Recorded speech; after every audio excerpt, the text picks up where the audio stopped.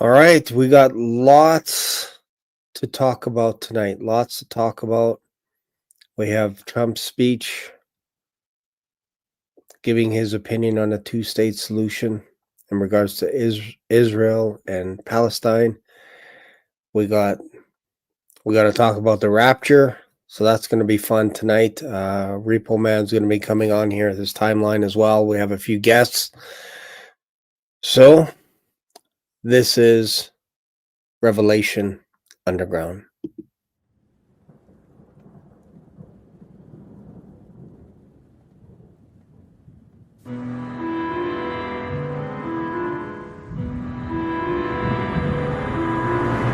Welcome to the stage, it's the tale untold. Shame, the black swan breaking the mold. In a world of chaos, he rises from the fray. With wings spread wide, he's here to slay. Dark shadows lurking, but he won't back down. Black swan revelations, the moment's alive.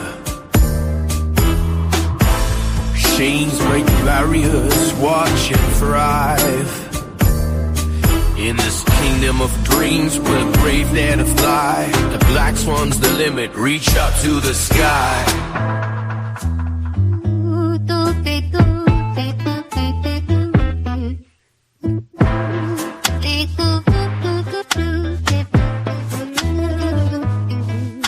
From the ashes he soared, a phoenix reborn. With beats in his heart, he's ready for war. Lyrics like daggers, sharp on the tongue. In the game for the throne, where legends are hung.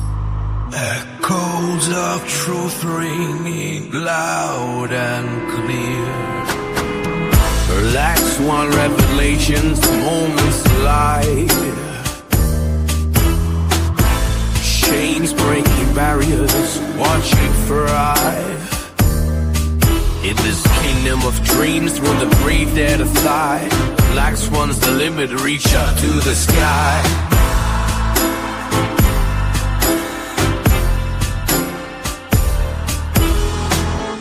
So welcome to the show.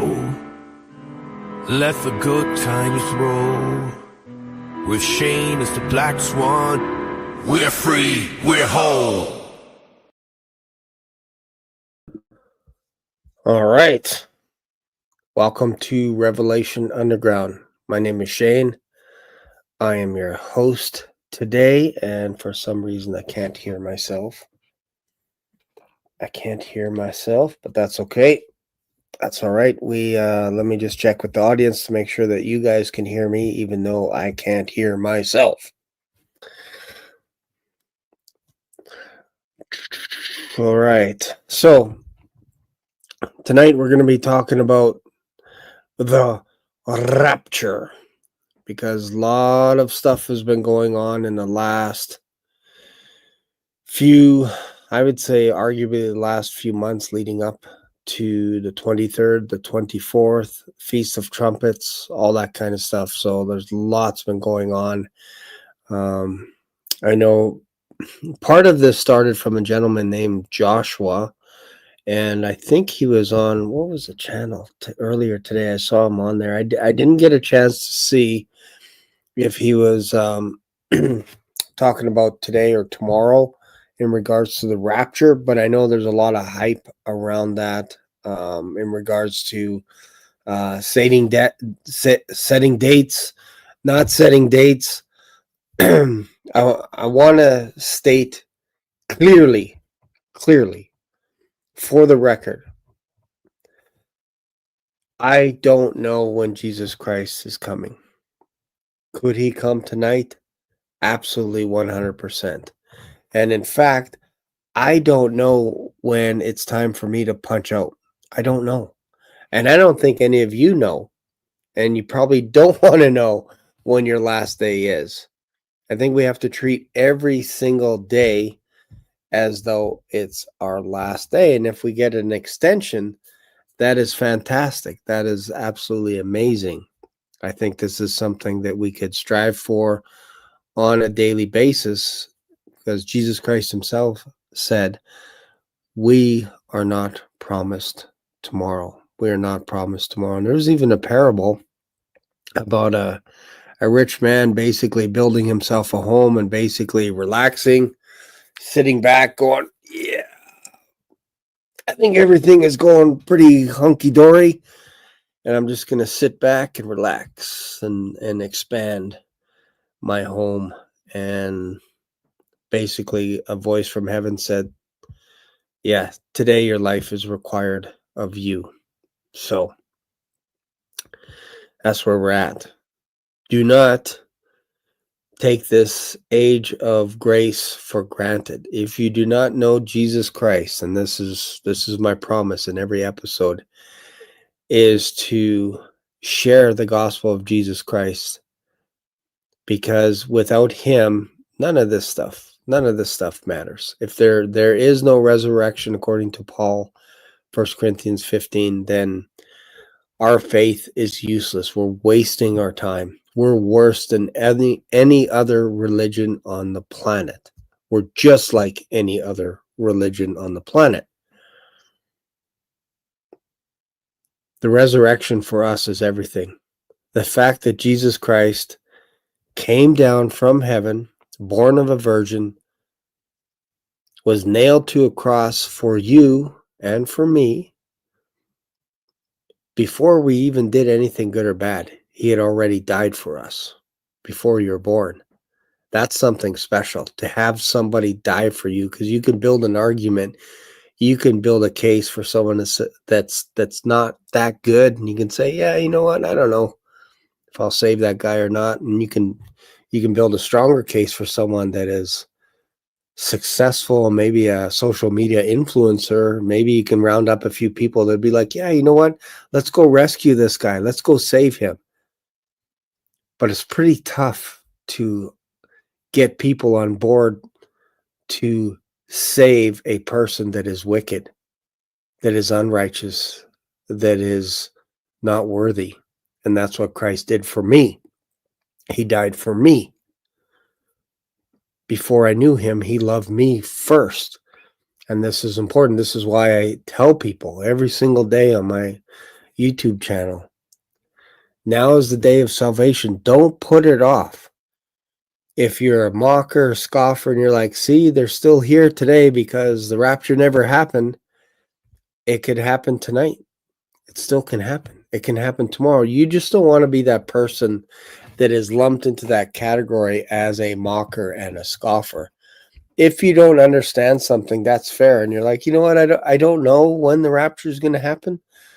But I just kind of prepare my heart every single day in case he comes. That's fair.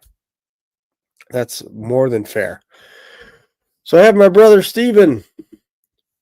Bro, how you doing tonight? Oh, hey, I'm doing fine. Yeah, it's we don't know when he's coming. I mean, there's certainly some some windows to look at. Is anybody else out there window shopping? I mean, there's no shortage of windows right now. Man, how's your day been going, man? It's been busy. It's been real busy, bro. I did a live earlier this morning, or when was it? Yeah, early this morning with Bob and another gentleman. I think his name is Johnny. And I didn't even catch what channel he had. That's how fast it was. About the guy, the Watchman for that great day, the older gentleman. Yeah, what's his channel name? Watchman for that great day. Is that what it's called? Yeah, and the other one you were referring to, I heard it's Medic for Christ. Yeah. They were. I think John was on Medic for Christ because I believe Medic for Christ went all dang day, like 24 hours or something crazy. Like he was on. He shattered all records when it came to YouTube, and then I think Joshua was on there, and then he had a few other guests that I didn't know, but I watched some of it this morning. But there was just so much going on. I wanted to pay attention to UN as well, like I was following up on Trump's speech to the UN. I wanted to hear most of that just so I can kind of have an idea, have a heartbeat of what it was he was talking about. Of course, I watched some of the conspiracies around Charlie Kirk. I follow Candace Owens quite a bit. She's a little cray-cray, Yeah. but there are times where I'm like, you know what? She crazy, but is she? Is she crazy though?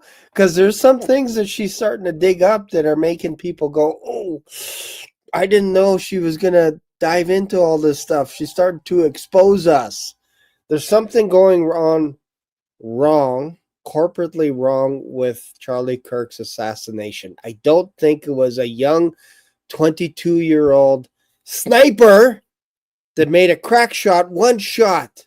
Like, do you know how that bullet would have had to be shot out of his rifle?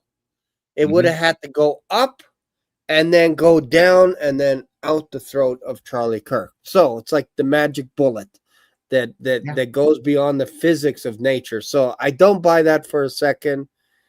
I don't know who's responsible. I kind of feel like there could be some people on the inside that maybe there's a little bit of a coup forming. Don't know. It's very weird.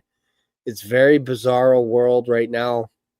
I watched just about the whole funeral. You're with me too, watching the funeral with Charlie Kirk. And like I shed tears basically all through the funeral. Like I just kept bawling like a little baby.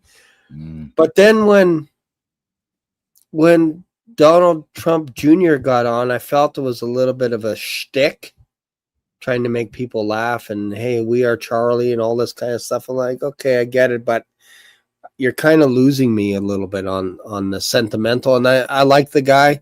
I just felt that. And then I didn't get a chance to listen to J.D. Vance because allegedly he's supposed to be really close to Charlie Kirk, and it's my fault. This is why we come to Revelation Underground. I don't really trust J.D. Vance, but I trust if Charlie liked J.D. Vance and considered him a brother, and if his wife Erica considered him a brother, then I'll be like, okay, fair enough, fair. I'll let it go.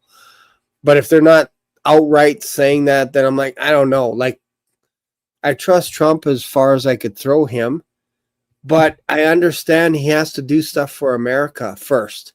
Like, I get it. Like, Americans, you guys are first when it comes to all your policies and all that stuff. I get it. In Canada, we're last. Yeah, Trump first. In Canada, we're last in everything. Like, it's almost like we have no rights anymore. Like, it's weird. We can't bear arms. You can't do any of that crazy stuff. I'm saying it. Don't hold up a gun if you have one at home. Don't do it. Don't do it if you have one. I don't want to see anything. I don't want to get banished for life. Right No. here, No. Yeah, no. I don't want to get banished for life. I got it right here. Yeah. In Canada, just so you know, we do things differently here. Like, I've never owned a firearm in my life. I practice a little bit of jiu-jitsu. But that's not going to really help you if some guy's got a baseball bat or something, really. So I choose humor, and I bring it down, and I just say, hey, you know what? Help yourself to the fridge. If you see anything there, help yourself. We don't have weapons here. And if we did, you got to lock it up. You got to have a key lock on the trigger, and you got to take the bolt out. It's all kinds of, and you got to put the ammo somewhere else in another safe. It's weird. Like, there's none of this just pulling a gun up out of nowhere to brandish it. Like, America has weird rules, man. Like, YouTube is very strict on stuff in life, for sure, 100%. But in America, I guess you guys have like a right to conceal your gun. Is that right? You guys can actually hide a weapon in broad daylight? Is that true? In Texas, we can open carry. You mean I'd rather have that? I say I want to see it on your hip because then I want to know if I should argue with you in the lineup of McDonald's. You, sir, have a gun. Go first, please. I'm sorry. In fact, I will pay for you. I don't like that's a double-edged sword, you know, because you almost don't want to open carry it because you don't want them knowing you have, because they may then they can strategically try to get it from you. Well, what happens if I make a mistake and I say, "Hey, jerk off, you're butting in line," and all of a sudden he's like, I have something that for you. Say hello to my little friend." I'm like, Again. "I'm sorry, I'm sorry, I didn't know. Go ahead." Like, it's Oh, weird, man. It's oh, I weird. know. I know. I mean, the whole thing, I mean, I watched a little bit of the little bit that I watched of Trump's son, it was so political, Yes. and it just, I can't stand it anymore. As I'll just turn it off, and I watched a little bit of Trump today, and he knows no bounds with pride and arrogance. Yeah. I this and I that, and whenever I was in office and this and that, and none of this would have happened. And you know what, Shane, I remember right before he left the White House or whatever, whenever and he was standing in the Oval Office with Nancy Pelosi and all of them, he turned around and he said, trying to remember, he said and now the real show begins. Oh, wow. Boy, that is Now you know what I'm saying. Something there was this yeah. whole setup thing that was coming, and Mm. yeah, I mean it's all set up for the tribulation. Is all I can say. Yeah. I mean, Yeah. and as far as firearms and stuff, it's we had that conversation, about the bullets coming back at you. Yeah, you're not And going to be invaded anytime soon. Like, that's the nice thing. I think you guys have, like, I don't know, 100 guns per person or something crazy like that in America. Am I just making up a statistic? It feels like yeah, everybody's got a gun in the yeah, States. Is that true? yeah. Well, no, just the conservatives, not the liberals, and you can see it in the movies because they always grab their baseball bat, and then of course you got all the ones that want to play shoot 'em up in the movies, and then outside the movies they want to take your guns, and it makes no sense. Yeah. And I feel like there's probably a lot of the Democrat side of things that have guns, but because you don't see them because they're concealed, how do you know? How do you know? well, Right? it's just their security that has them, not them. Yeah. That's fair. Be nice to everyone. Be nice to everyone. Like, I remember the first time I went to Florida, we got off the plane and we're going to the beach and hang out with my kids and everything like that. And this guy helps me with my luggage, just took it out of my hand and started throwing it into a cab or whatever. And I'm like, oh, wow, what a nice gentleman. This is awesome. He just grabbed my bags. I'm kind of struggling with him. I'm like, he's taking it. That's nice. Puts it in the cab, and then he's standing there. And I'm like, thank you. Sticks out his hand, and I shake his hand. And I'm like, thank you. And I go into the cab. And my wife's like, I think you're supposed to tip him. I'm like, what? Oh, and we had Canadian money. And it's like, he was just looking at us. Oh, it's going to be like that, huh? It's going to be like that? Yeah. Pop you a cap. Yeah. But yeah, and then every time we went to a toll, somebody told us at the rental place, they said, hey, if you show up to a toll in Florida, just make sure you have exact change. Otherwise, and I'm like, oh, so we're driving and I'm yelling at my wife and I'm like, make sure we have 75 cents for the toll. Otherwise, we're all going to die. We're going to get shot at a toll. I was so well, that's out. why they didn't in World War II. That's what the Japanese said. That's why they didn't, invade the mainland. They said there'd be a gun behind every blade of grass, and that was because everybody was armed. And but there's been a change in that, and it's just the conservatives, and like Bob was talking about, I mean, they're but nobody's really trained, there's no in the field experience, war experience. What's that? I can't think of the term, where they but I mean, just everything, Shane. I mean, and I was watching before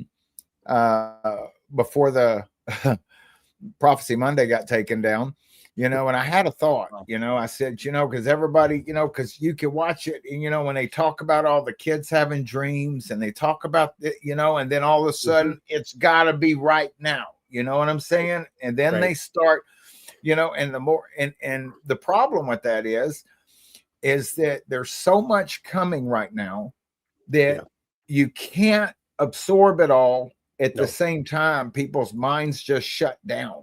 It's kind of like the flat earth versus the and I'm not trying to bring that up, but because I spent 6 hours in that thing, and you come out of there, the earth is flat, but it's, I'm of the belief now the earth is square. Okay, well, I like that one. The earth is the earth, but but they make earth, flat earth their god. Then and that's just but if it was flat, if it was just hypothetically speaking, if it was flat, when people start seeing the evidence of it, their minds shut down because of just the magnitude of the deception. They just can't comprehend it. And it's the same thing with all of this wall of information. If everybody could just maintain that in their head, with all, we got the children, we got this, we got that, but then you talk about it so much, and it's just coming so fast and furious, and then people will just fold well, maybe he's not going to come, Do you know that flat earthers have a secret hand signal? I probably shouldn't share this with you, but did you know about it? Yeah, nobody watched like this.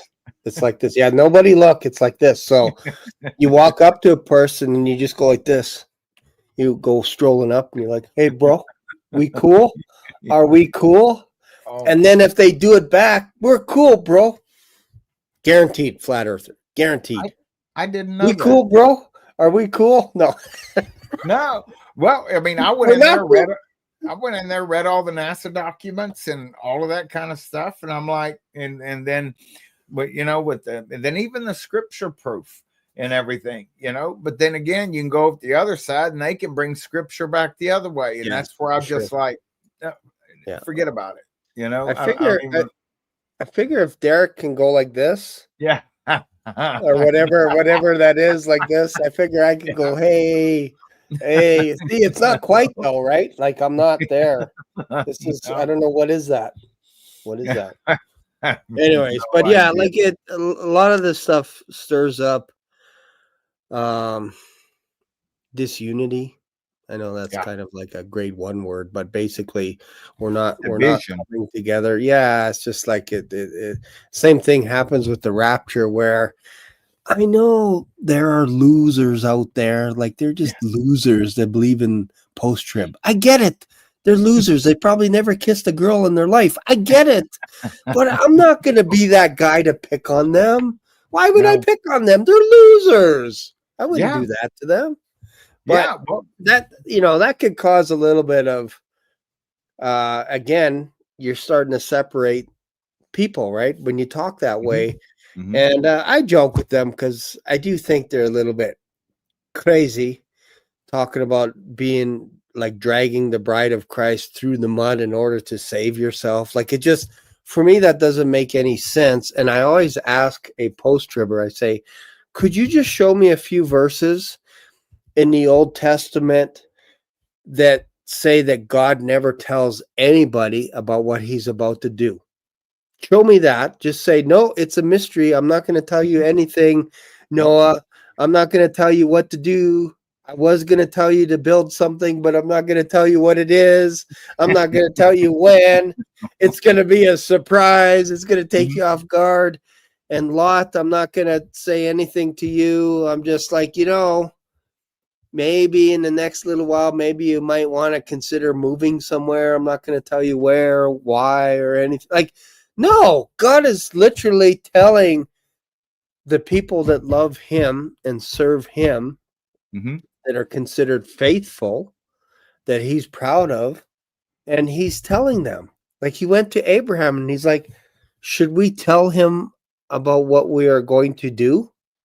And then Abraham has a relationship with God to say, what about 50, 45, 40, 35, 20, 15, 10, 1, 1, 1? Do I hear 1, 1, 2? You know? I know, So, I know. And you know, as far as like the, you know, it just amazes me. But the people that don't believe in the pre-trib, they have a streak of pride, or there's this cord in them, and it's like, why don't y'all stay in your own little groups? Why do you have to come over here? I mean, you know, I mean, if you go over to their groups, I mean, pre-tribbers definitely not going to go over there making fun of them. You yeah. know, now maybe We're it does busy. happen. I don't go do that Well, myself. we're too busy with fantastic content on our channel. We Yes, don't have to go. that's And right. like Hope, I get it. hope. Yeah, hope. I get the idea that people will be like, show me somewhere in the Bible that it has a date on the exact date, and you're not going to find it. I get it. No, But you can't tell me that Jesus Christ never said over and over again, watch, be ready, be prepared. And he would give illustrations of what happens to people that are not prepared, all this kind of stuff, tear, snare, like on and on and on and on. yeah, Eventually you get to the point, it's like, okay, Jesus, I get it. yeah, I'm keeping my eyes open and I'm paying attention to the signs that are leading up to the end. yeah. But That's what we're doing. but they themselves will go around the Bible, and then they will pick this scripture and this scripture and that scripture, and they will build their little picture, and that's okay for 100%. them to do it.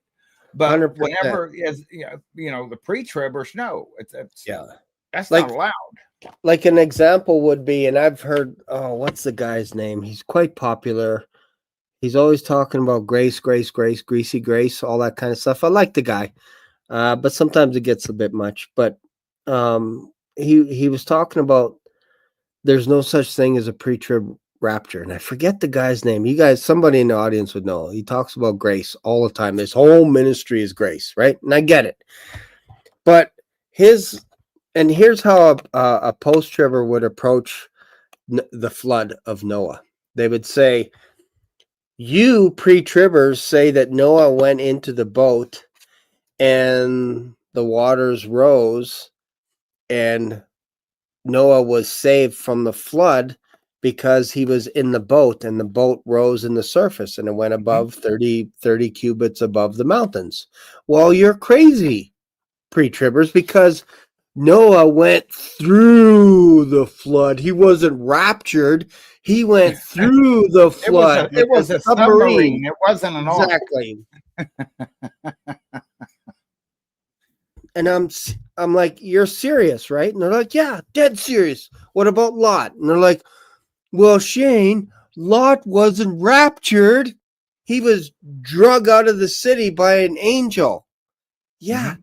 that's called a rescue plan. That's what we're talking. If you don't like rapture, call it escape plan. Call it escape plan, if that makes you But feel better.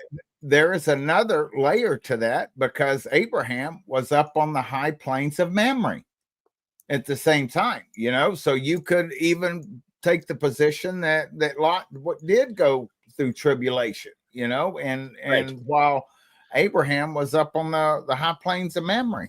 Yep. So Well, again, Lot was rescued from Sodom and Gomorrah, and Sodom and Gomorrah became a vapor, ash.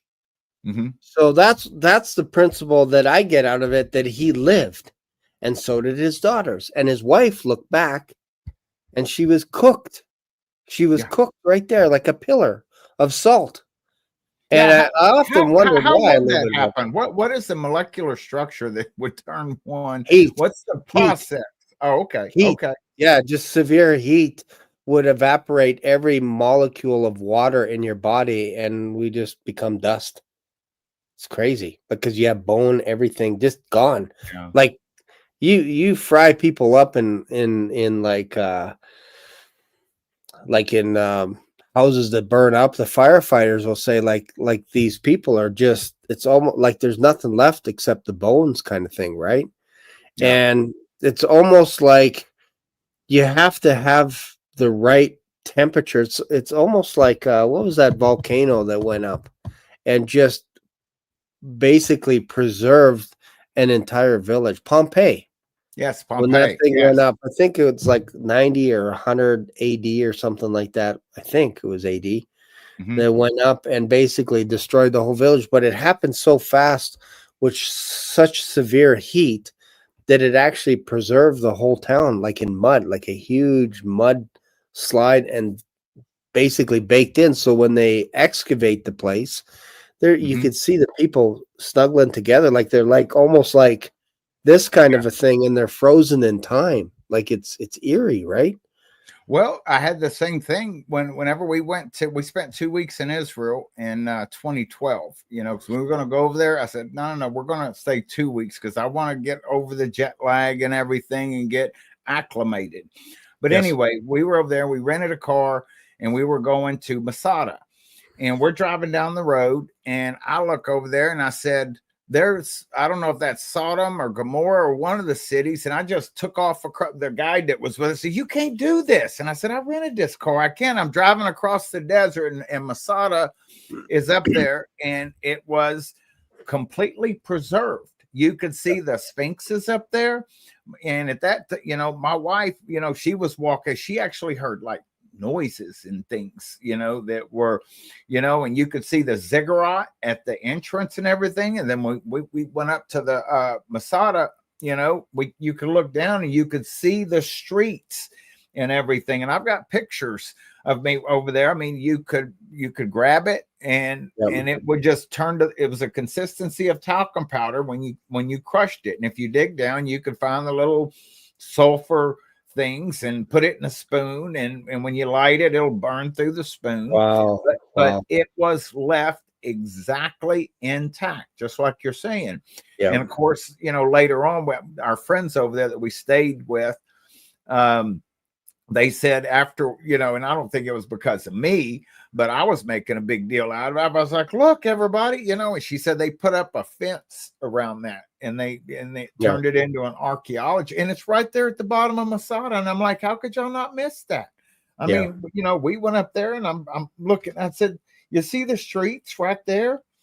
Yeah. And so anyway, I mean, that was and we didn't go on some trip to the traditional, let's go see the Garden Tomb. No, I mean, I bought a four-wheeler over there, and the people we say he was in the IDF, and we went up and saw ancient synagogues. You can only get there by four-wheeler. He took us up top of blown out hospitals. You could see the guard towers over in Syria. And his son-in-law, we went to the military, was a commander. We pulled up there in the rental car, and they all come out with like the machine guns and stuff, and I'm going, whoa, and once I mentioned Tehran, then I said, they opened the gate and let me just drive right in there. And Tehran took us around and we saw their training grounds. I couldn't video any of that stuff. We went down below and everything. And he and I were out in a Jeep, and we were, I don't know where we were going. And he stopped. He said, he threw his AR over in my lap and said, hold that for a second. Oh man. Oh man. And so, I mean, it was quite the experience, because I said, we went to the Dead Sea and almost drowned. My wife, got turned over and, couldn't get turned back over. Wow. But yeah, we went to all these different places that I said, no, I want to go here. I want to, I want to go check these things out, and when they go mudding, when you call it the land, I bought a four-wheeler, and it was, I mean, talking about, I thought we went mudding here. I mean, now I broke the wheel off my four-wheeler, and anyway, that's a long story. But anyway, went to Israel, and there was the city right there, and you could see it right from the top of Masada. And it was like, wow. And what city were you looking down at? Was it which one? That's a good place to pause. He's deep in reflection. And He's thinking. there were There he's back. as I recall, there's cities around that. There was more than Sodom and Gomorrah that was destroyed.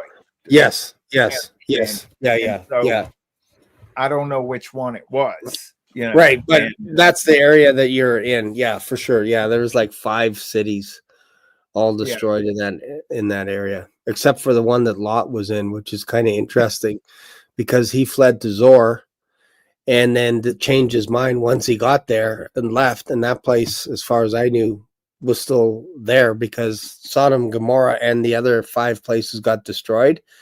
And then Lot changed his mind after the place was destroyed and left Zor. So that little deal with Abraham, God even did better than that because he saved one person in Zor, which is Lot. Just kind of interesting. Zor didn't get destroyed. So it's kind of amazing that, like, man, God, if you can't, like, some people read the Old Testament and they go, all I see is a hammer. I just see God smashing people left, right, and center. Yeah. And all I see when I read, I feel like I'm actually seeing Jesus saying, come to me, come back to me, return. I feel like it's the same. You feel the love of the Father and the love of the Son, and there's mercy upon mercy. Like, how many prophets did he have to send to Israel? And Israel wasn't even trying to hide it anymore. No. They were doing all kinds of crazy stuff, sacrificing their children in the streets to Moloch, prostitution, both male and female prostitution. Sodomites was it was running rampant in Israel. They had candles just about on every single rooftop of Jerusalem, of basically like they were just infiltrated by worshiping other gods. And God's like, have I not seen all this? Like, you guys don't even hide it. Like, there's even people go behind a tree eating bacon and going, nobody sees me. And then they wash their hands and then they walk down the street and then they kick a poor person in the rump and say, hey, you didn't pay your tithe or your tax or whatever it is. And they wash their hands clean and they're like, Lord, I didn't do anything. We are innocent of these charges. Why are the Babylonians coming? The Syrians, I don't get this. Why is God mad at us? Like, it's almost insane how much mercy. And then he said, you know what? I'm going to push that judgment till later. I will remember. I'm not going to forget it. I'm going to push it till later. And today people mock and go, where is this judgment that he spoke of? Where is it? I don't see it. Jesus isn't returning. He's forgot about us. Right there. It's that bubble right there in your screen. I know. It's crazy, right? I got it's cool. I got a question for you. See, since Derek took a sabbatical, so you're gonna have to pick up the slack here now. What do you mean Derek took a sabbatical? Derek's taking a break too? No, from the unanswered questions, at least for a couple of weeks till all of this. Well, I did not know that. Know that. Yeah, he dropped it on me too. Anyway, that's a whole nother story. Okay, and then Rick's out. We're like the last of the Mohicans or something. Man, he still answers some, but don't.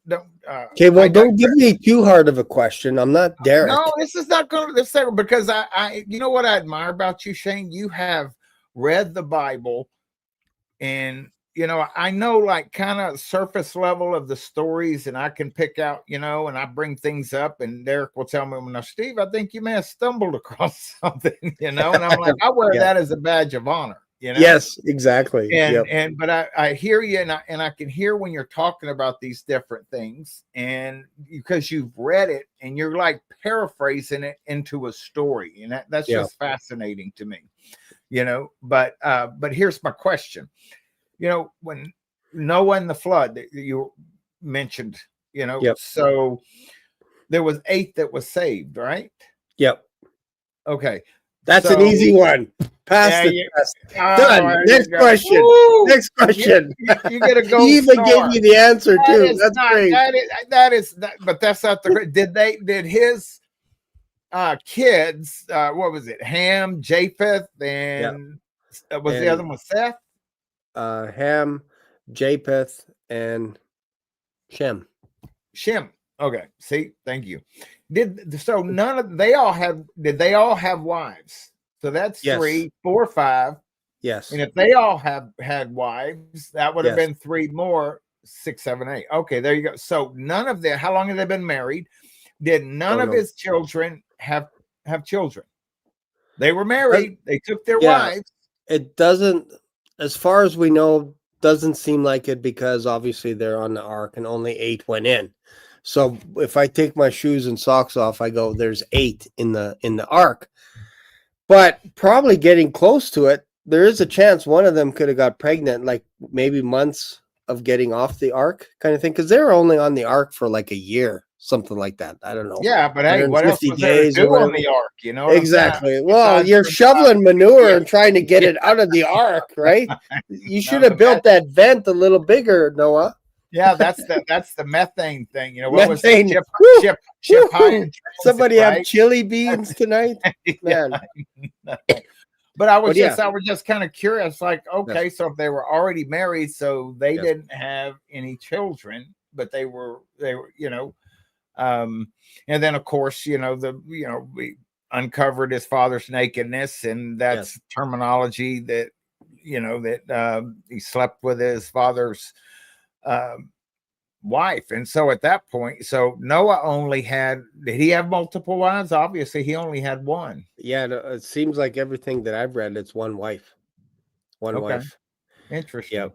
Yep. So what's the Okay. question? Because you're answering everything right now. No, I'm just trying to, I just want to know if they had kids. You've read all the stories Yeah, and after everything. after obviously they had kids after they got off the flood or got off the ark, because I think there was something, and uh, anywhere you go, they'll say the same thing. So I'm going to kind of go along the same line, that it kind of makes sense to me that God couldn't curse Ham, because I do believe it kind of looks like he did sleep with Noah's wife.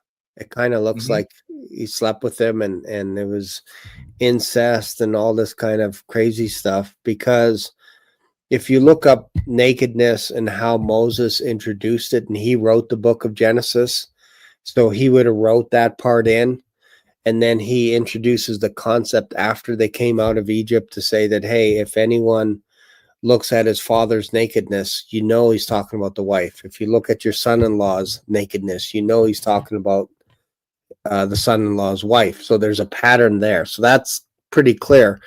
But what's interesting is it seemed like God didn't curse Ham. He cursed Canaan, his son, for some reason, right? He cursed him. Hmm. And I think part of it is because he had already just finished blessing the 3 sons, saying, go be fruitful and multiply, and I promise not to destroy the earth with a flood again, all this kind of stuff. So it's all, now you move forward. So it's almost like you can't curse something that's been not cursed, or something like that, like that's been blessed. Like, it Hmm. would be kind of weird, you bless someone and then you curse them right in the next breath. It's kind of weird, right? So he Yeah. cursed Canaan, and then Canaan, I think, because he spread out into the land of Canaan, we have the 7 major nations, including the Philistines, which is kind of interesting, that they were to get out, they were to be removed. But God originally said, I'm going to do it in stages. And in fact, I'm going to send out hornets. When you go into the promised land, I'm going to use hornets to actually push all the inhabitants out, like giants, all this kind of stuff, and push them all out, so that the animals don't overpopulate that whole area. That's how it was supposed to go. And then when Moses comes down, he sees them all naked, partying and all kinds of stuff, and he makes the first wilderness milkshake, where he Hmm. basically grinds up the 10 commandments, Hmm. and the golden calf, burns it down, grinds it up, and then puts it into a, almost like gives him a straw and says, here, drink out of this. Like, he was Yeah. mad, right? He was hot. Hmm. So you have all that stuff kind of going on, and then it changed, because they basically said to Moses, we don't want to see God anymore because he's too powerful, we're going to die, all this kind of stuff. You speak to him, and in fact, whatever you write down that God speaks to you, we will do it. We promise, we swear, We hope to die. We promise we will follow whatever it is that you write down. So God's like, okay. Or Moses is like, okay. Goes to God and says, here's what they said. And God's like, you know what? They're not wrong. And so he started dictating all the rules, regulations, because originally it was just 10 commandments. There was no animal sacrifice, no Right. sheep, no goats, no nothing. It's just, you got 10. Just don't kill each other. Don't lust after each other's wives, and treat each other like, basically, if you're loving each other more than yourself, you're going to fulfill all the 10 commandments. Let's go into the promised land. Like, they were steps away from getting into the promised land, and they dropped the ball by sending spies out, and they came back. 10 of them are like, hey, there's giants there. Like, we look like little grasshoppers in their sight. And then boom. Okay, well, we got to go through the wilderness, but here's all the commandments. Here's all the rules, 613 of them. And I think it was done on purpose to show that they can't follow them. None of them. They can't follow any, even right down to the Sabbath. You look in the Old Testament, they're not following the Sabbath either. They're not following anything. So it gets to a point where you're like, man, we need a savior. We need a judge to help us, because we're done. We're all going to be cooked just like Sodom and Gomorrah. All of us. Wow. Okay, It's so crazy. final question for unanswered questions here. Yeah. Where did Cain get his wife out in the land of Nod? Okay, if they just came out of Eden, where did all those people come from? I think it's just through the process of time where Adam and Eve continued to have kids. And back then it wasn't a crime, because I think they're probably genetically, they're probably a little bit more sound than today, because there was a point in time where it's like, you know what?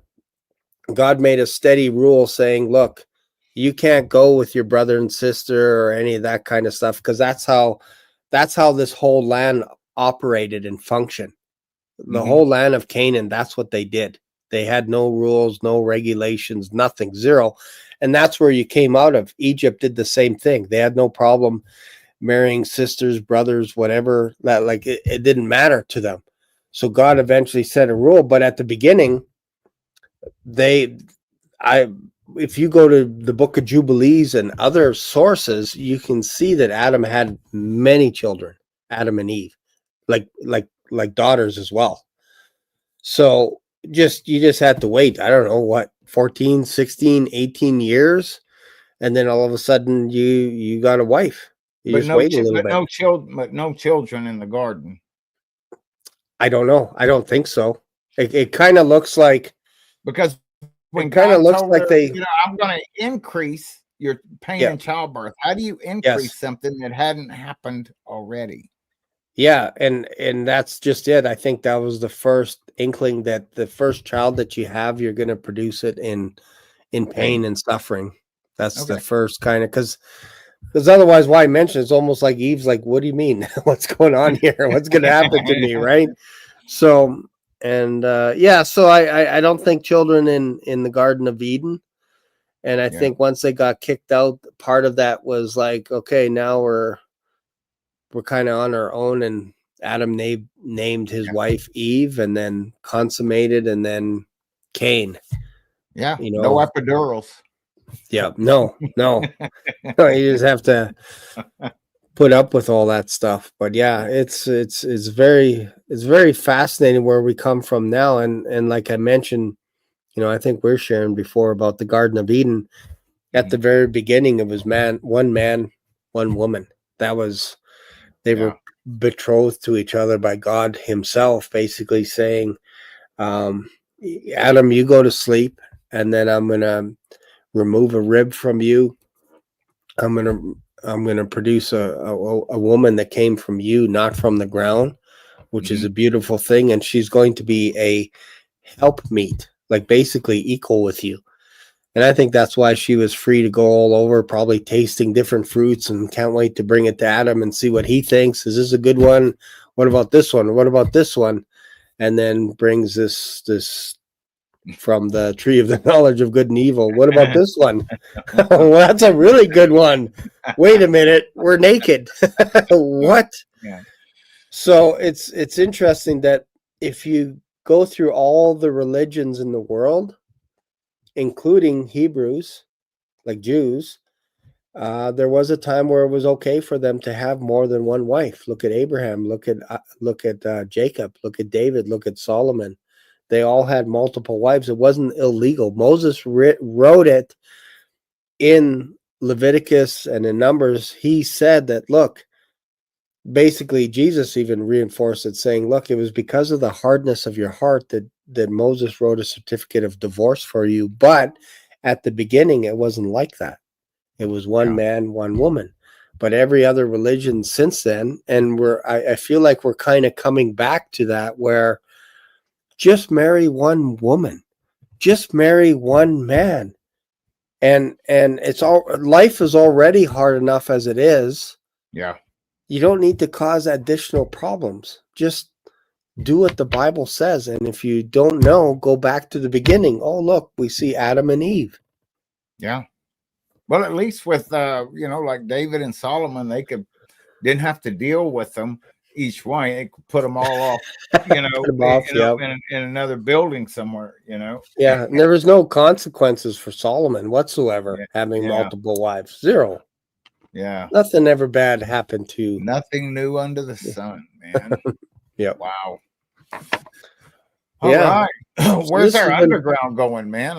Let's get a shovel. Yeah, I know. You want to go deep into the underground? Conspiracies? Well, what did we talk about? We talked about flat Earth. We talked about... No, when you were talking earlier, about the, with you brought up something about the Kennedy or whatever, going back. Oh, it was the magic bullet, and so to me, with JD, my own opinion here, the opinions expressed on this program are not necessarily of Shane's. Okay. Off the record. Off the record. All right. So to me, in my mind, JD Vance flying back with Charlie's body and his wife was the equivalent of Johnson flying back with Kennedy and Jacqueline. Okay.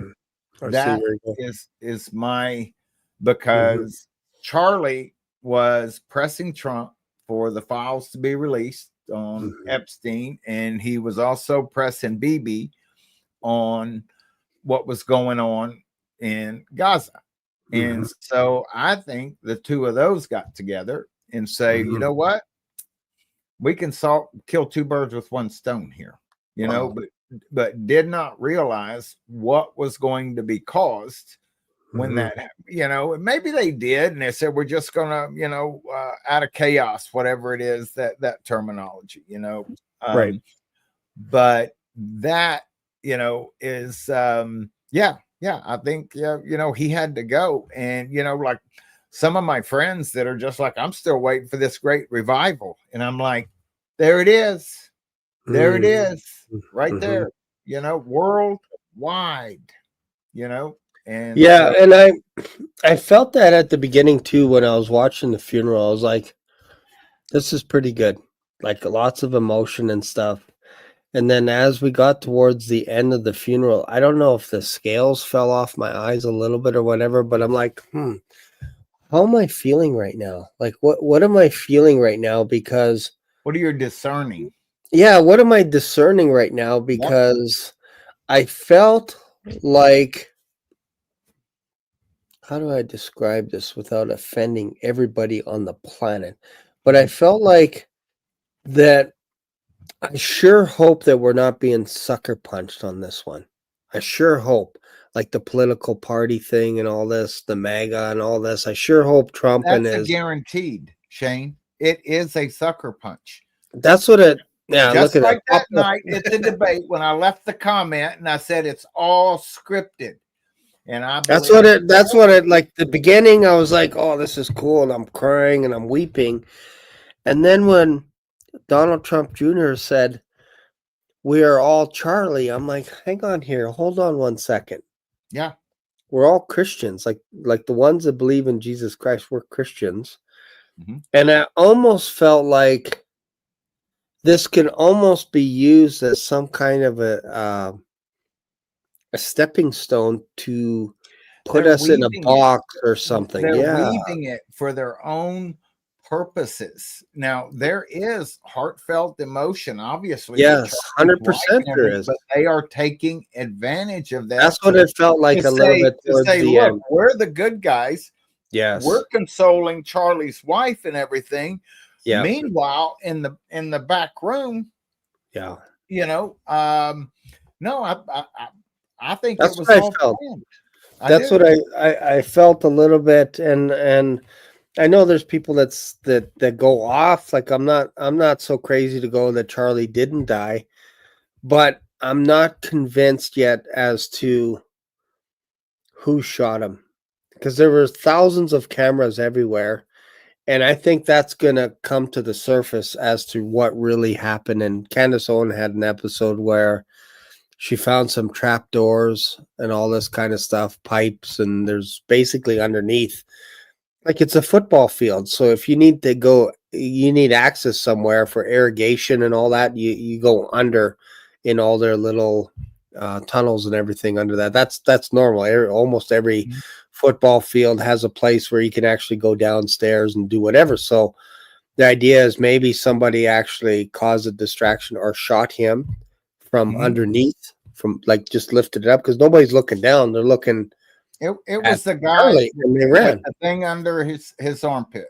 Well, I believe that 100%. That's a well, done deal. I've My seen only four. question is the guy Yes, in the white hat, whether he was involved, the one holding the camera.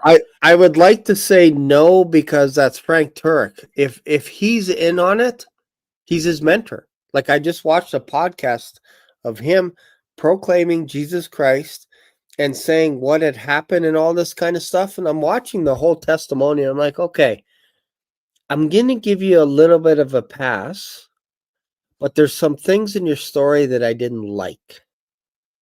One is he right away he said, I'm not that guy that was giving scope signals and all this kind of stuff just because I was in the Navy for like 8 years. I'm like, okay, well, so you have some I can skills. go along with that. Yeah. You have some skills. Okay, fair enough. That wasn't you going like this or whatever it is. Okay. But then he said something that was like kind of weird when he said, I talked to the guy that actually removed the SD card from the camera, and this guy gave it to the FBI, and I forget what the guy's name is. And that was one of the first things that he did. And Frank said to him, like, why did you do it? Like he was kind of uncomfortable or something happened in the conversation. And Candace was like, let me see the footage because I want to see it before you actually turn it in and all this kind of stuff. And I'm like, man, why did this guy go to the camera that was directly behind Charlie Kirk and remove the SD drive? And why did Frank have a conversation with him about the contents on that card? Like they're having a conversation about it. So that's in Frank's words as well. And then Candace caught on to that before Frank said it, saying, look, I have footage of the guy getting up as soon as Charlie Kirk was dead. Mhm. 4 minutes later, a guy shows up and grabs the camera footage from behind Charlie Kirk and stood up on it. Like there's blood everywhere. And he's standing on the chair trying to get the camera. I'm like, why is that so important to you? And he was like, well, I wanted to get it to the FBI as quick as possible so that there's no conspiracy stuff. And I'm like, well, out of all the people It you sounds can like give it to, that might have been something pre-planned. Like I got quick, you know. yeah, like how would you know to even think I got to grab the footage from I that know camera you that's just hidden? watch what you just saw. You know, Mhm. now maybe with your military and you can keep your composure and Yes. you're cool under pressure. I can go along with that. But Yeah. that guy, the one that was right behind Charlie, touched Yeah. him like that, and that's when it happened. And then the one over there, the one with Yeah. the and then the first old Jewish guy that was a distraction there, and there's hardly Yeah. any Jews in Utah, you know. And, Yeah. and then I mean the whole thing stinks to me. And no, It this does. would be like the Kennedy thing and say, we're not going to let anything out until the year 3000, you know? Yeah, and I've seen probably now, I would say 3 shooters now with 1 bullet, 3 different positions I've seen that are all legit, but there's only 1 bullet. Only 1 person fired a shot. 4 people. The sniper, the guy beside Charlie, like some guy going like this and doing this kind of a thing. That's one guy. I seen footage for that. I'm like, that's it. And then I saw another guy further away holds his gun and then bang. And I'm like, okay, that's it. And then I see another guy up behind Charlie Kirk, way up, that looks like a planter kind of thing, shooting down, hits him in the back of the head, and then comes out. So I'm like, okay, there's 4 shooters. I'm still not buying any of it so far. And I've seen the 4 different angles. You are such the detail guy, Shane. You know, I mean, I remember, what was that, a year or 2 ago? Man, I mean, I was just fascinated with you doing what was that, the Francis Scott Key Bridge with all the yes. Yeah, I went over that. And the timing of everything and every look.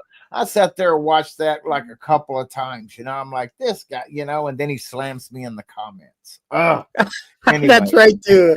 I didn't banish you, though. I didn't banish you. But here's the thing. The one thing that they're not explaining, and maybe my audience, I need reporters just like Candace Owens. If you have something for me here, this will be good. If you have something about this, let me, you guys can email me. I'm looking for the cream of the crop, the sleuth, the people that like to uncover stones. They love this kind of stuff. So here's the thing. I need my audience to go look at the footage, and I need you to solve one thing. Pretend this is my microphone and it's black. I know it's white, but pretend it's black. When he got shot, you'll see footage of this mic or whatever it was. I think it was a mic, go like this, and it's black and it's round, and then it ends up right here on his neck. And that's where the blood came out. And I'm like, did you doctor that footage? Because it looks like a key rendering, like say the black was here, like it looks like it just it moved here by accident, and it's only a few frames. It jumps frame 1, frame 2, frame 3 when he got shot, and it looked like he got shot from the back and then out here. But even this thing actually moves on his neck. It goes like this. Yeah, it shifts like. The hole doesn't shift on your neck. So I'm like, and I'm into Photoshop. I'm into 3D Studio Max, or used to be into that. All this kind of special effects stuff. I wanted to be an actor and all this kind of stuff. I had an agent for a while. I was in the movie Inception as one of those guards, you know, the winter scene. We got to shoot back at Leonardo DiCaprio and all this kind of stuff. But anyways, I say all that because my mind thinks like that when I'm watching commercials. Yeah. You know, if you see somebody going beside glass and I see the camera crew in the footage, I'm like, oh, you just snapped me out of this scene. I can't watch it because I see, like in your glasses right now, I see a light from whatever your source is, right? Same thing here. If you look at here, my glasses, you could see the ring light. So when I'm watching movies, it bothers me when I see a helicopter scene of somebody there, and then in the window you see another helicopter with the film crew in a Rambo movie, and you're like, "Ah, man, you took me out." So if somebody could figure out why that black dot is moving, well, who knows what that black dot was doing? What that little microphone or whatever? Because did you see the movie? Do you remember them? Did you see the movie Law Abiding Citizen? Remember when the judge put the phone up to her ear, you know, and the phone had a bullet in it, and it was in the judge's chamber. Yes. Yeah. I think I remember that show. Is that with what's the guy from 300? Gerard. Yeah, that was a brutal show. He I love Beat that up show. that bad. He beat up that bad guy something fierce, man. I'm I not kidding. know, man. But yeah, like I got a little clip imagine. of that. It said of him saying it's going to be biblical. Oh man. So if you think about it, let's just say, yeah, this is probably the only piece I could use. But let's say this was a microphone, and Mhm. it had some piece of shrapnel or something in it. It could blow up and do that kind of damage to him. I don't think that's what it was that his microphone blew up, but if you type in microphone explosions, you'll be shocked. There's so many mics blowing up. It's crazy. What about Um, pagers? Pagers, exactly. So now we get back to Israel all of a Yeah. sudden. And Mhm. Candace is not letting that go. She would swear on the Torah that Israel was responsible for this. And she might not be crazy. There could be Israel, it could be United States, it could be your own government. I don't think it was Canada. I don't think it was Canada, but hey, we do have the best snipers in the world. We have the long distance record for the longest shot. So, but I do think what I like Candace Owen, but I yes, think she is anti-Israel. Period. Overall, right, she's not just anti the Zionist regime that's in right, control of Israel. She right. is but she wants to go sniff out corruption and expose Yes, for everything. sure, for But sure. there is something off about her when it comes to God, and spiritual things, I mean, that God, Yahweh, has his name written Yes, on Jerusalem. And a lot of people that, that they think, because when was that? They had all the Christians. There's so many Christians up there in Washington that are hoodwinked, and yeah, they're going to accept the Antichrist too. yes, yeah. And we have to realize that there's more Jews that are going to accept the Antichrist than Jesus Christ. Two-thirds get wiped out Two for some thirds. reason. Mhm. Two-thirds, right? Yeah. So there, I understand what she's trying to get at. Like for me, I can't stand corporate Israel. I can't stand it. They hate Jesus Christ just as much as the next religion. They hate him. Mm-hmm. They don't want anything to do with Jesus. If you're in Israel, they probably told you, hey, there are certain parts, certain places that you don't want to go that are run by Orthodox Jews. Why? Because they don't like you. They don't like Christians. They don't like Paul the Apostle, and they don't like our New Testament. They think it's blasphemy to them. So, okay, fair. And I think Candace is like a dog on a bone. She won't let this stuff go. And Exactly. they've also attacked her as well. So Yeah. you attack a person like that, she's coming back at you. And because she's been so influential, she's been on record saying, she even said today, I think it was in one of her videos. What did she say? She said, I'm giving you warning right now. You need to flee. If you're going to come after me, I'm just warning you, whoever you are, Israel, government, FBI, CIA, whoever you are, if you're or she was saying, like, if you're a shrill, that's what she was going after. Like, if you're a shrill in Charlie Kirk's organization, Turning Point, Mm-hmm. she's like, because she said, I feel like somebody betrayed Charlie Kirk, and I'm going to get to the bottom of it, right? She's going to dig deep. So she said, if you're a shrill right now, I'm warning you, run, because I will find you. I will find you. And I also have text messages, as in, if you come after me, I have so many friends right now that will publish this stuff that I have on you already. She's like, don't come after me. Don't come after me. And I'm just giving you a warning to leave town.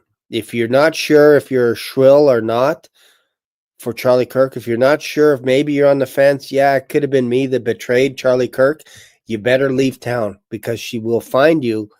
She has enough people on the inside in Turning Point that has text messages from people that have not always been on the same side as Charlie Kirk.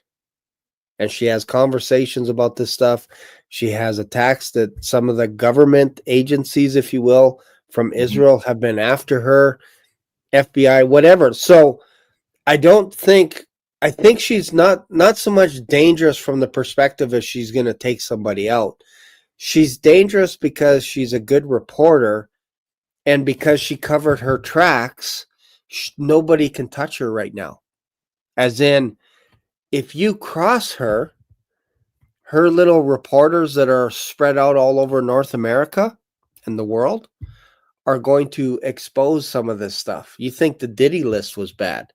This is probably just as bad, but she needs to hang on to that so that she can do her investigation uninterrupted to figure out who murdered Charlie Kirk.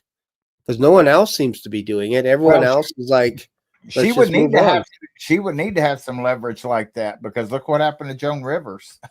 You just oh yeah, they buried her. Yeah, they buried her pretty quick, and I don't think Joan had a lot of friends. Like at the end of her, like not a lot of people that could move mountains, kind of thing. And I think Candace does have that backing, because let's not forget, she was with Turning Point for a while. She worked with Charlie Kirk, and rumors out there are she could have been the one being at the tippity top, even though she said she didn't want that. She didn't want to run the whole organization. But and again, this is a little bit slandering, they're saying that she had a fallout with Charlie Kirk, and they're just smearing her left, right, and center. And so then she would show text messages of her and Charlie's interaction, and there is no fallout. And she was on tour with them last year. So they're trying to tell us that she had a fallout with Charlie to try and get us to separate from Candace and go, oh, she's a nut job. But Tucker Carlson and Megyn Kelly are starting to say the same thing, that Israel has some bad actors. We're not talking about biblical Israel, because God said I think it's in Ezekiel with the 2-stick prophecy, I know Joseph. Joseph doesn't know who he is. I know. And he also made a promise to Moses saying, I fear that these nations are going to get drunk off of the idea, again paraphrasing, off of the idea that Israel is destroyed. Because I can see that, I'm not going to let it happen. I will never let Israel get destroyed. They will never become extinct. Never. And if they get extinct, that means God is a liar. So we know that God is keeping an eye on Israel, but it's not from a righteous perspective. It's from a promise that he made to Abraham, Isaac, and Jacob, that they're always going to be around. They're not going to just be wiped off the map. So now you have people in Israel that are bad actors, not talking about the Messianic Jews. Man, we can learn a thing or two from them. They know the Bible inside and out. But there are some bad apples, bad actors that want Israel destroyed from the inside. Just like the government. Like they have bad actors, and I think that's what Candace is. She really has a thing against BB. 100%. Do not put them in the same room. Do not. Like it is that bad, right? Like I'm sure he doesn't like her as much as she doesn't like him. She pulls no punches with that. Okay. Well, Shane, I think you need to take all your investigations you're working on and put them on the shelf and prioritize what happened to Obama's chef. Obama's chef. Well, I have no idea what happened to his chef. Do you remember that? No. You don't know anything about that? No. Oh my goodness! If this was more than 3.5 years ago, I was out there. His chef was and Obama wore like bandages on his hand for a while, and his chef, they were out together, and I think maybe Michelle, who knows, but his chef. You mean Michael? Drowned. Michael? Yeah, Mikhail. Mikhail. But the chef drowned out there in the in Martha's Vineyard, somewhere off the wall, right there. And what? Yeah. His own chef he killed. His own chef. Yes. Wow. Yeah, Yeah. I'd say Michael because Obama calls her Michael. Oh That's yeah. his nickname. He's been on record, so I'm not. My I've mom heard it. actually, my mom tried to correct me one time. She's like, son, she watches my stuff all the time. She's like, it's Michelle. I'm like, okay, let's watch Obama call her Michael. That's what he calls her all the time. That's why Joan Rivers, I think, went all whatever. Yeah, well, May or may not be wrong. Don't know. watch her dancing on the Ellen DeGeneres show. I know she's bigger than Obama, bigger than quite muscular, I might add. But Yeah, anyways, well, she so wears you the want loose me to go clothing, after? You want me walking to down go? steps and go ahead. You want me to Sorry. go after Obama's chef to try and figure out how he died? That's the Yeah, next. yeah. That's crazy, man. But I no, but bet you that's there's one a of those lot of that things that stuff going gets on. swept under the rug, and then Yes. Maui, and you can Yes. go all the way back, even back when all those cars burned up on the freeway when they were testing that thing, and all the, I mean, this was years before that, and all, what was it, the blue cars on the freeway, Yes. Yep. nothing Yeah, happened we to them. get bombarded one thing after another. Like the first time probably you saw me was on the Keystone or the Scott Bridge. Yeah. I was going into that. I'm like, this is so weird and all this stuff, right? And I just finished watching The World We Left Behind. So that didn't help either. Love that show. It's like one of my favorite shows. It's amazing. I showed it to my family, right? And I watched the whole thing, and then we went to Phoenix, and I'm showing my family. I'm like, hey, I think this would be a good movie to watch. And my son-in-law is really, I don't know if that's a good show or what. I'm like, trust me, this one's pretty good and stuff, like I've heard good things, right? So we all watch it. And then at the end, my son-in-law goes, that was the worst movie I've ever seen in my life. That was horrible. And I said, I kind of felt a little bit like that the first time I saw it. And he's like, what? You mean you saw this already and you made us watch it? And he just stormed to bed. He was like so upset, He's right? talking about Leave the World Behind. Yeah, Obama's He didn't movie. like that. I No. thought, man, I He was thought it like, was what a good. I horrible thought it was ending, good. kid losing his chiclets and everything. And Oh he yeah, says that was so dumb. They never closed yeah, anything. I'm like, it was yeah. amazing. Kevin Bacon sitting on his front porch with a shotgun or Yeah, whatever. I might even Yeah. watch that again tonight. It was so good. Like if you don't like this is a picture of after the rapture. That whole movie. You can't Yeah. help it. You can't Mhm. help it.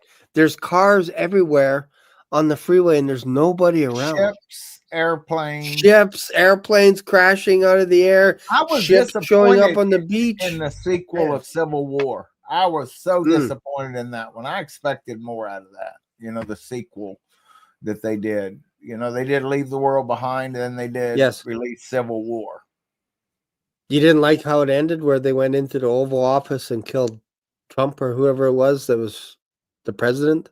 I disliked it so much I don't even remember the ending. It was a little weird. It was a little weird. It felt like it What? was a little Trump heavy, like they're trying to make a statement that they're going after Maybe Trump in that's what it Washington. was. It was more political Mm-hmm. jargon. I mean, that was. But to Leave the World Behind was straight up Rapture thing. I That's mean, what it felt all like. the Yeah. Tesla cars and everything. Tesla cars. Yep. All Yeah. that. Like when they realized that they were on a freeway trying to get out, all of a sudden it's like, why are all these white cars, these Tesla cars all smashed up? And they're like, oh, here comes someone. Let's get their help. It's like, no, run. Let's get out of here. There's nobody in that car. And one Tesla after another was smashing and basically blocking people in. And I never thought about that you can actually use these cars to gridlock entire highways. You'd never get out. You think you can escape after the rapture? And they can do Oh, that I'm by going to drive remote in my car. control of all these Yes. cars. They don't even Mhm. have to be there. So Yeah. you think you can get out on the road? You think you can get out by plane? Good luck Yeah. getting to the nearest airport. They'll shoot you as soon Yeah. as you get close to the airport. Are you kidding me? Yeah. Well, It's I had easier to get saved. It's way easier to get saved. have a friend of mine that has a Tesla. He's so proud of it and everything else, And then when that Hurricane Burrow came through, and And went to Houston, and there was a video or something, somebody trying to stick a gas generator in the back of their Tesla. Yeah. Do you have a Tesla? No, No. Would you? no, No. I no. think I But I would. did. I think I would mind. 15 years ago, I owned one of the first 7 prototypes of the Ford Ranger electric trucks. And it just had a Ford bunch of Ranger. batteries.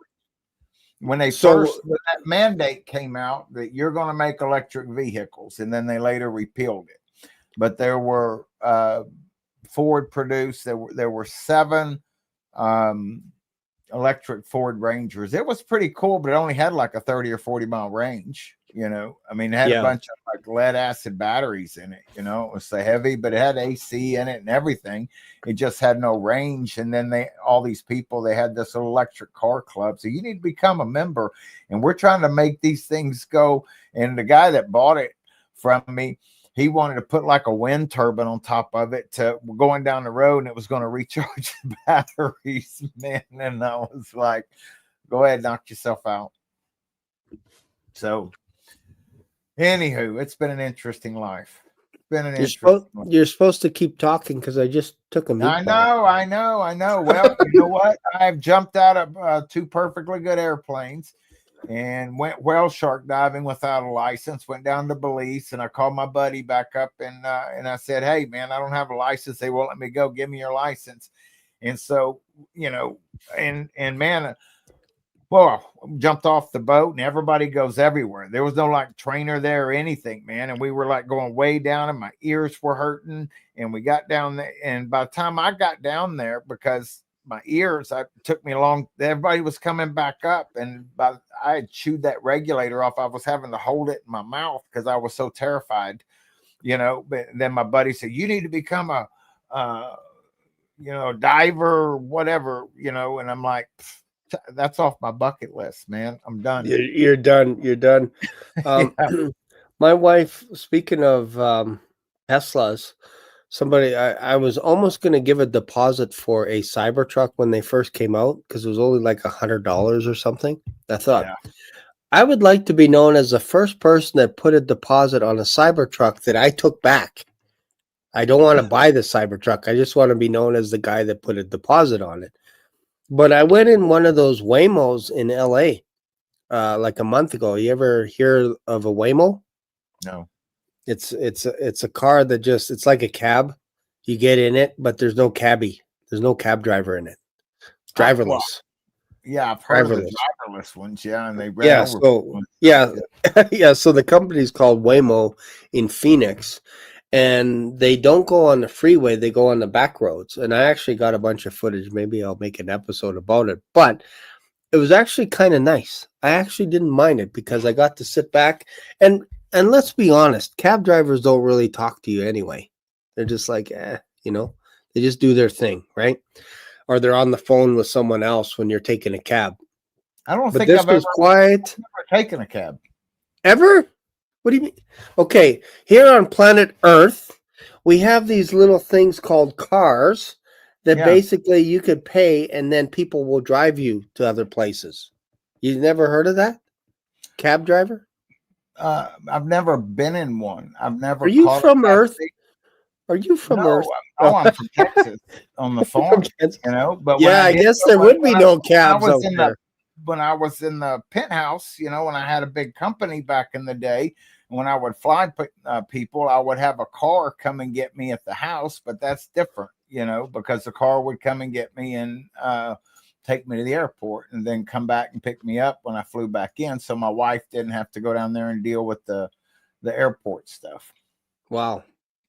I'll be honest. I think I've probably been in maybe a handful of cabs because they were always expensive. Every time I got into a cab, it would start off like at $5, and then as soon as you drive, it'd be like $5.60, $5.90, $6.50, $7.10, $8, $10, $12, and I'm like, dude, this is expensive. You're just at a light, and it's changing, and I can hear it tick, tick, tick, tick, tick, tick, 15, 16, 20. And I'm like, what a rip. And then they take you on the longest routes, showing you all the buildings. And I'm like, dude, I just want to get to the airport. I don't want a tour of Niagara Falls or any of that Yeah. stuff. I just I want to have get to the taken a airport. couple of Ubers. I have used the Uber a couple of times, just Yeah.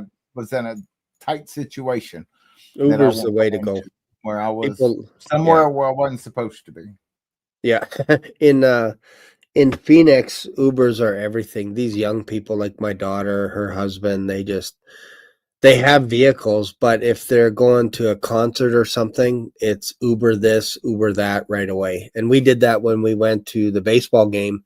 We took an Uber back because it's so easy. It's way better than a cab, all this kind of stuff, right? So I think we're not far from that idea, the realm that the next generation is going to love all this automation stuff, love the idea from working from home, using AI to combine their work, Shane, all this kind of Shane, stuff. I think Shane, we're there. Yeah. we're the last generation. Yeah. You talk about the next generation. We're the last generation. I'm talking about these young bucks that just love AI and all this crazy stuff, right? Like Yeah, 40-year-old guys that are just like, yeah. do you know what AI could do? I don't even need to read my Bible anymore. I could just tell it to tell me scripture verses. I'm like, whoa, whoa, whoa, slow down here. Hang on here. Slow down, champ. Like that's almost there. There's actually, I'm trying to figure out the organization, but there's actually a religion where people actually worship AI right now. Things like ChatGPT and all this Yeah, stuff. Like they're marrying them. Yeah. they're marrying them as well. They're like, yeah, this is my soulmate. This is my friend. It never argues with me. All this stuff, and I'm like, you haven't lived if you hadn't had a good fight with your wife arguing about whose turn is it to take out the trash or whatever it is. Like you need those arguments, but no, like these young whippersnappers, they're just full into AI, and they're like, man, I'd rather talk to AI than a real person because I don't take rejection well. It's almost like George McFly. Now, Biff, you don't take rejection well. You do that good. You do that really good. Well, I don't think I could ever do that. Whatever. He's so insane. You got great acting skills, man. Yeah, I just embarrass myself. I got goose pimples when I embarrass myself, right? Gosh. But yeah, like it's just I think the kids they just and again when I say kids, I say I'm 56. So anybody that's 55 and under is a kid to me, okay? So these kids, these young whippersnappers, they have no problem with using all this stuff. Like just imagine buying a new TV today. My goodness gracious, the nightmare. How many remote controls you need and all this, and then a kid comes in, he's like, "Oh no, you don't need that. You just hook up your phone and away you go. It's done. It's done. You don't need all these remotes and whatever it is. No DVD player, no laser disc. Remember the laser disc? Ooh, that was that was amazing. We arrived when the laser disc came out. I remember the 8-tracks. And that's going way back. You know how far I go back. Whenever I was real little on the farm, there I can remember I was probably about 7 or 8 years old, and I actually had I picked cotton with a sack over my shoulder. Cotton? That's like 400 years ago. Oh no. I mean, it wasn't. There was my grandpa had a 2-row cotton picker, but there were certain areas that it didn't get to or whatever, and we would put those things over, and it was a long white bag, and you'd drag it along behind you, and you put the cotton in it. Wow. Yeah. Wow. Yeah, we're it feels like we're the only our kids are the only generation that they could actually potentially go through their entire life not petting a horse for the first time in thousands of years. That they may never touch a horse or ride a horse for the first time. I used to ride horses all the time and stuff, but love horses. Horses are amazing animals, amazing animals. Mhm. But our kids now may never even ride a horse. Yeah. Like it's weird, right? To go from that's your living, you ride a horse into town, you go get stuff, and then you come back home and whatever for literally probably the last 6,000 plus years. That's how we've done things with horses, ox, animals, all that kind of stuff. And now we're getting driverless cars. And the Well, kids are that's just why like, we're this is in this. amazing. This is That's amazing.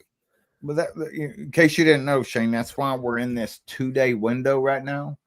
Hmm. you Yeah. know that because with the AI and everything, I mean, there's no more communication with people, and I get frustrated sometimes with my grandson because I want I expect him to be like I was, and he doesn't. He wasn't raised like I was, and and he's so quick with all the computer stuff and everything like that, and I'm just like I said, I spent 7 or 8 years with my head in a bottle. When I woke up, it was like, man, the whole world changed. And it's like, oh, Jesus is about to come back. So, hey, we're going to get out of here. Yeah, that's kind of what it feels like a little bit. Like everything seems to be converging. And I don't know if it's gonna be tonight, like in an hour or 2 hours or whatever, but you kind of feel like at this rate, if AI isn't sentient already, which I kind of feel like it is, I do uh, too. if it's not there, look how far we've come in like a year. Like, like I know people in my circle that use ChatGPT more than they use Google for a search engine. I know that. That's a fact. They Mhm. use it all the time. What's the best place to go to a restaurant? What about this? What about that? How can I change my tires? Where's the best shop? Whatever. Like they don't use GPS for that's almost like a secondary. Like they'll use chat or whatever option that they're using Mm. first, and they'll be like, "What should I watch tonight? What's a good movie?" And then what's this? What kind of a meal should I eat? Or here, here's my bio. How about protein shakes? Whatever it is. Like it's amping up where that's the norm now. We're actually the oddball if you crack open something magical like this, the King Yeah. James Holy Bible. If you open this up, I can't tell you how many people that I show, the first thing they say when I show them this is, this is the most beautiful book on the planet. They just think it's gorgeous, right? And then when you show it to them, Isaiah 29 pops out of them and they don't even know the verse. They're just like, I can't read it. I am unlearned. This is the first thing they say. I can't read it. And then it's interesting because it's exactly the same as my large print King James Bible. It's the same wording. It's Hmm. just the spelling is a little bit different, but it's word for word. Exactly every single word is in here. It's just the spelling is, instead of a letter looking like an S, it's an F. It looks like an F without handlebars on it. Yeah. Once you Yeah. figure out Yeah. those rules, it's the I've got same. I've got the 1611 on my e-sword here, but one of my I think my it's Not my like this one though. Not like this one, brother. I This like is the that one. facsimile of 1611. This is the first edition He Bible. Oh, Yeah, okay. yeah. Okay. It's a replica of the first edition of the King James 1611 Bible that was printed in Hmm. 1611. It's a facsimile. Wow. Yeah. Wow. My 14-year-old granddaughter, she doesn't know how to read a clock. Oh, I've heard about those people. Yeah. A That's clock. They don't interesting. train them. They don't teach them cursive anymore. And I've heard it said that that's because AI can't read cursive or something. That's why they want it all in print. But I kind of think AI could figure that out. Yeah, if it could read Greek and Hebrew Yeah, and Latin, yeah, I don't think it has a problem reading cursive. But doctors' handwriting is pretty messy. Some doctors, so I don't blame AI for not reading it. yeah. Um, that's even weird that we personify AI now. That's the part that I battle. Personifying like I just did. Well, AI right. can read this. AI can read this. AI can't do this. AI like it's a person almost, right? And it's like, No, people are getting so connected with that, yep, and if they weren't disconnected enough already with all the handheld devices, with the yes, texting and everything, there's no face to face, there's no mannerisms, no tone, yep, and then it's just words on a screen, and it drives me crazy, because yep, the enemy just twists all that up. And when AI first came out, I just quit drinking January 6th.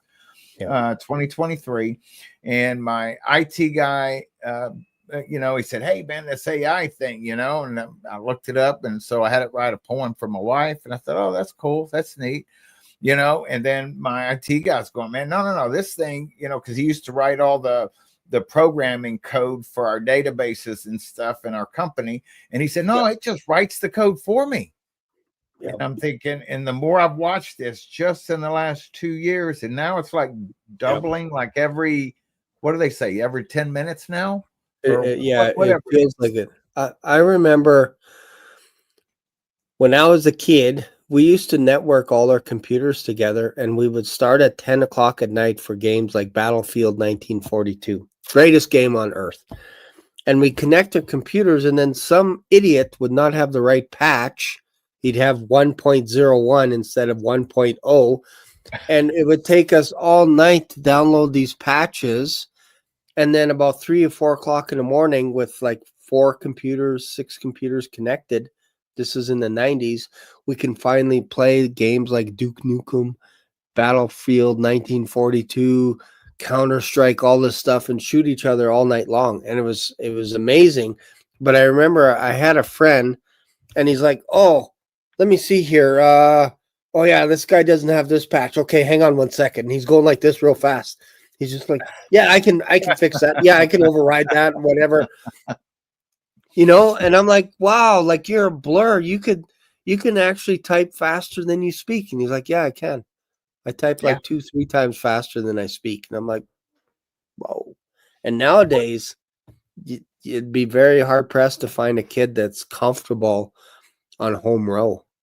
It's like, Oh, I took "Can you typing in high dictate this school. letter for me? Please Oh dictate yeah. this letter."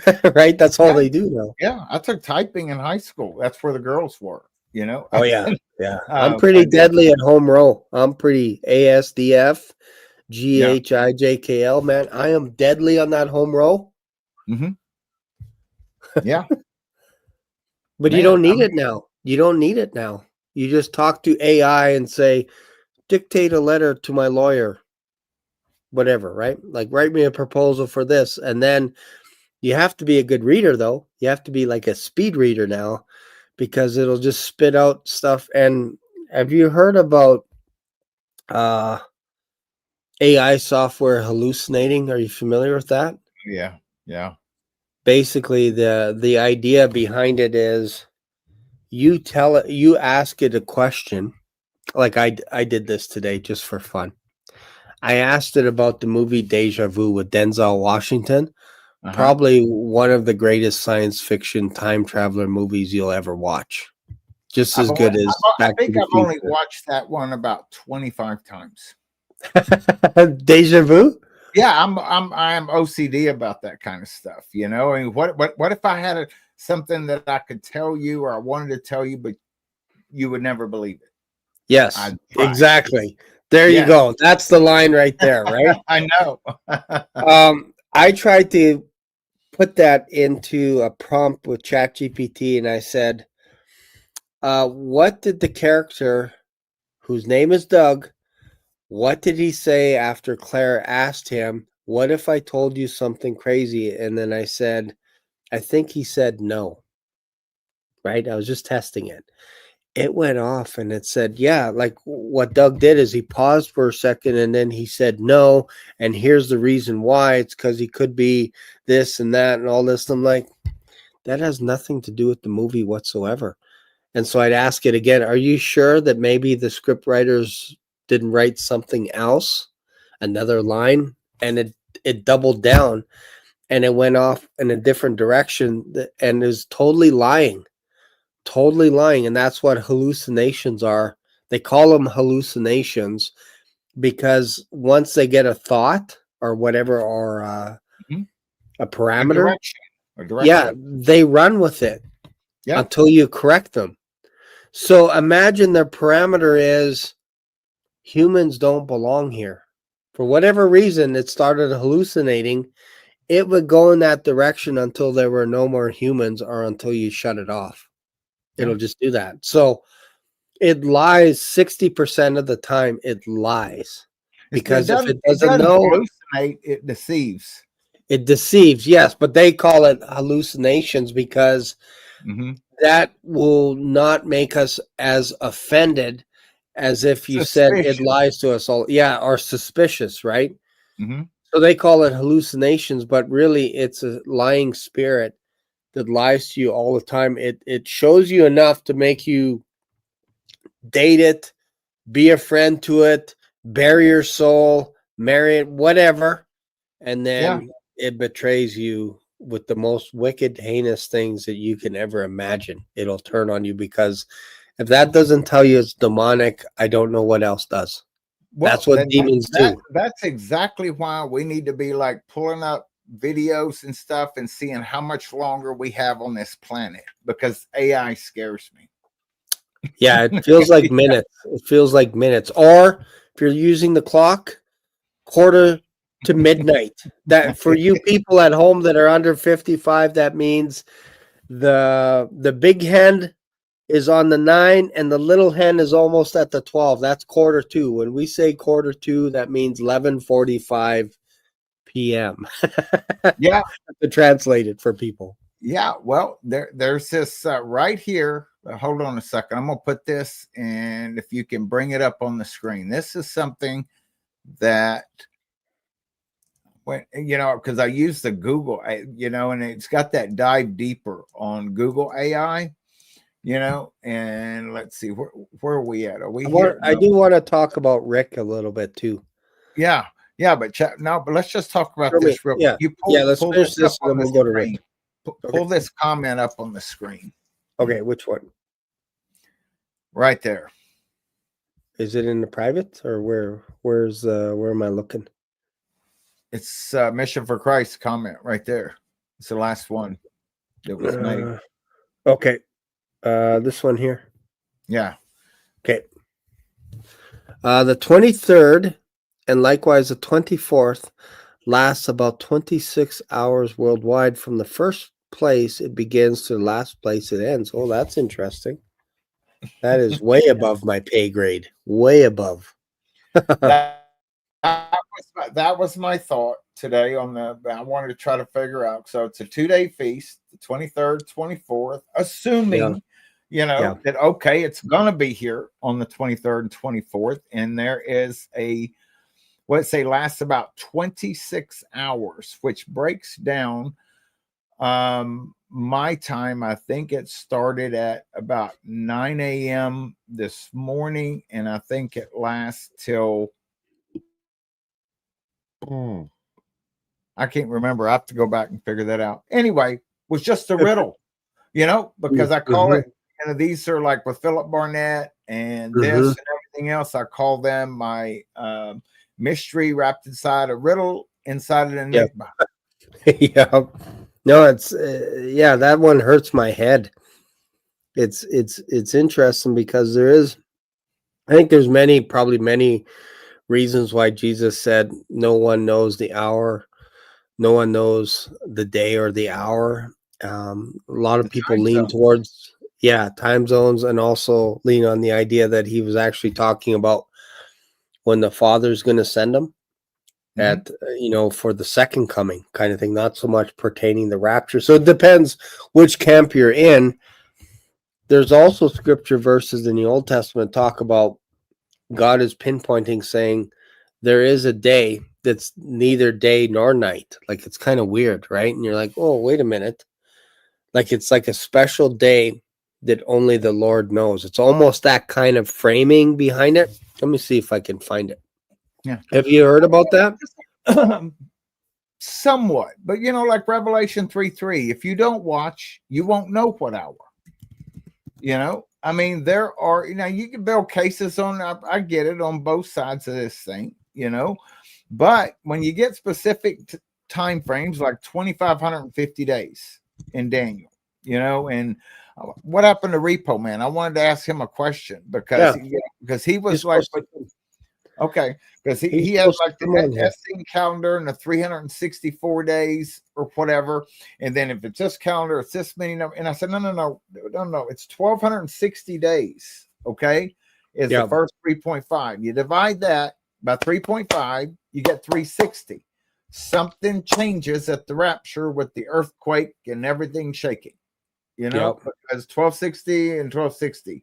Now I know we got those other, what is it, 20 or 30 days. I'd have to do those numbers, the 2,550, and that's what makes it go around from, with Medic for Christ numbers and everything. But there are specific numbers put in the word, and then it says that, it's the, what is the honor of kings to conceal a matter. No. Yes.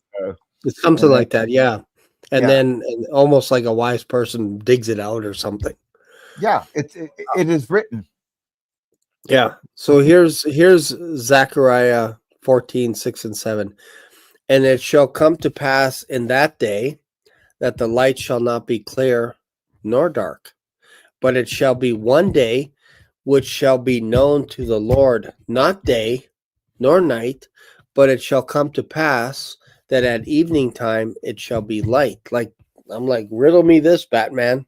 Like, that's a head scratcher, but it kind of sounds like it's a day known only to the Lord, and that's what Jesus Christ was quoting when he said no man knows the day or the hour. I think he was going right back to Zechariah to tell us something.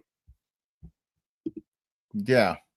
Pretty deep. It's okay, but if you look up, I think it's Jeremiah 33:3. I believe this is. I'll bring it up. I'm on the parallel.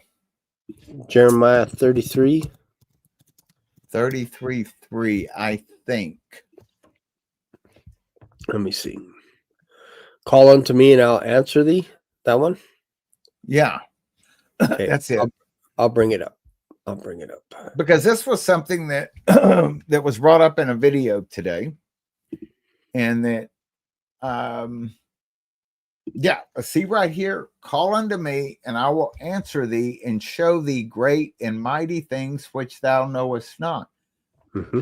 Now, if you look at that word mighty, that's actually hidden things, secret things. So there are hidden and secret things. I believe it.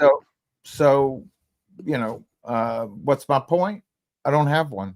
What was that Drew Carey show that where the points don't matter? Yeah. Well, I think you're perhaps, maybe I could fill in the blanks. Here's your point.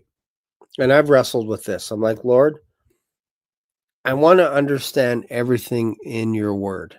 Like everything. I'm not very good at memorizing. I'm not that guy that knows, turn to John 3:16. I'm not that guy.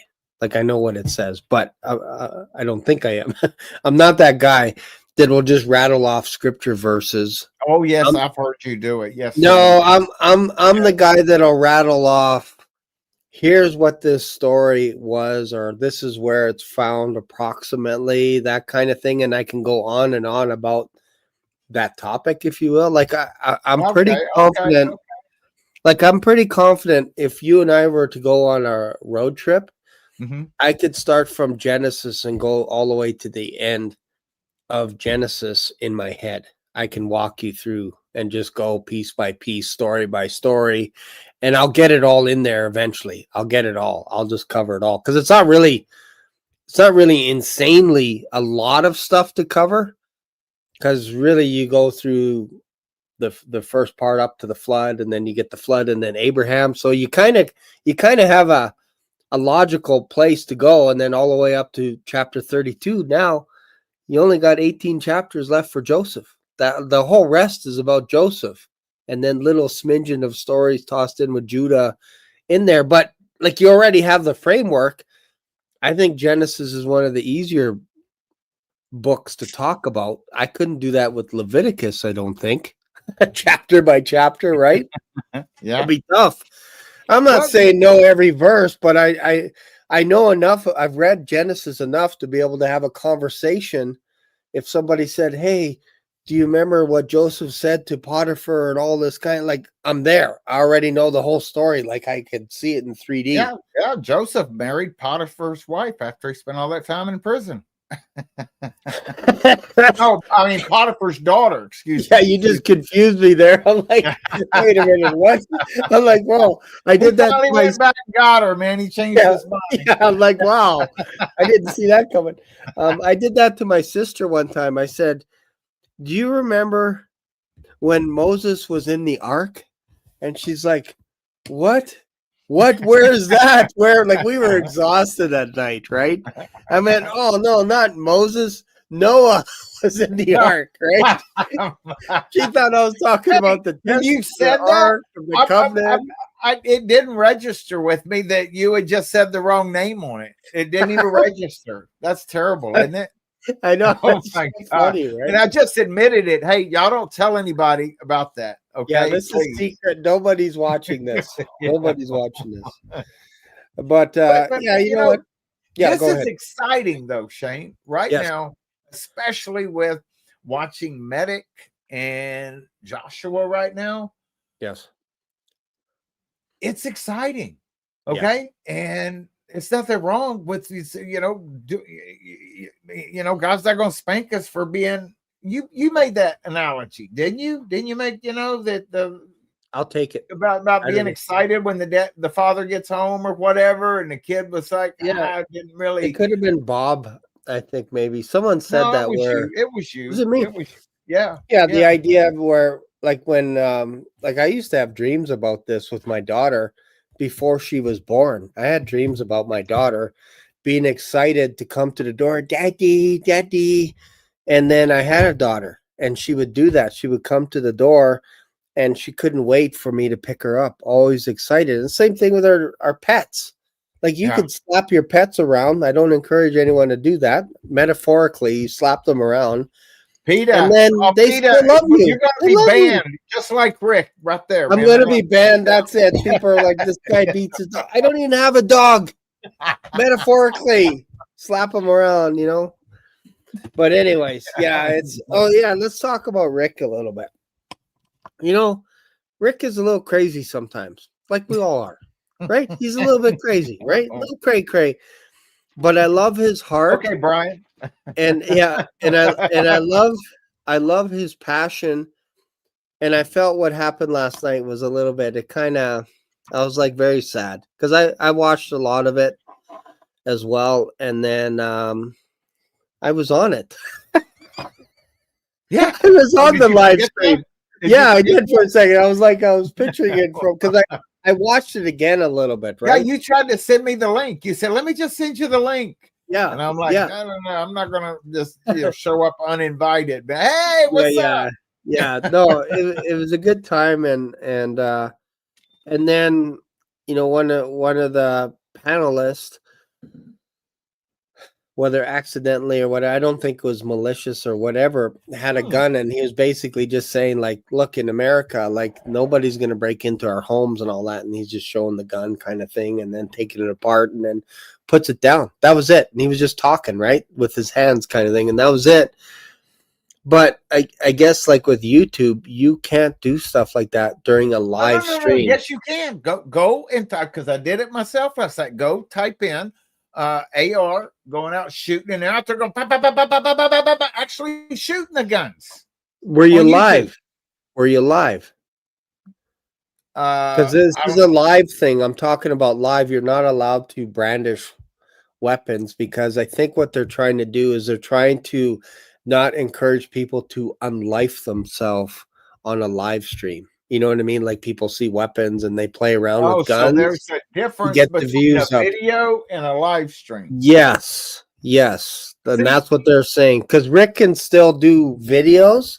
He just can't go live for a couple of weeks, right? So they just kind yeah, of they put him in a holding pattern for a couple of weeks. I don't think it'll be an issue, but now he's forced to go to Rumble a little bit more for his live stuff. But I think what I encourage my guests, anybody that comes onto my show or wants to in the future, don't surprise us with stuff like that. Don't surprise us with alcohol.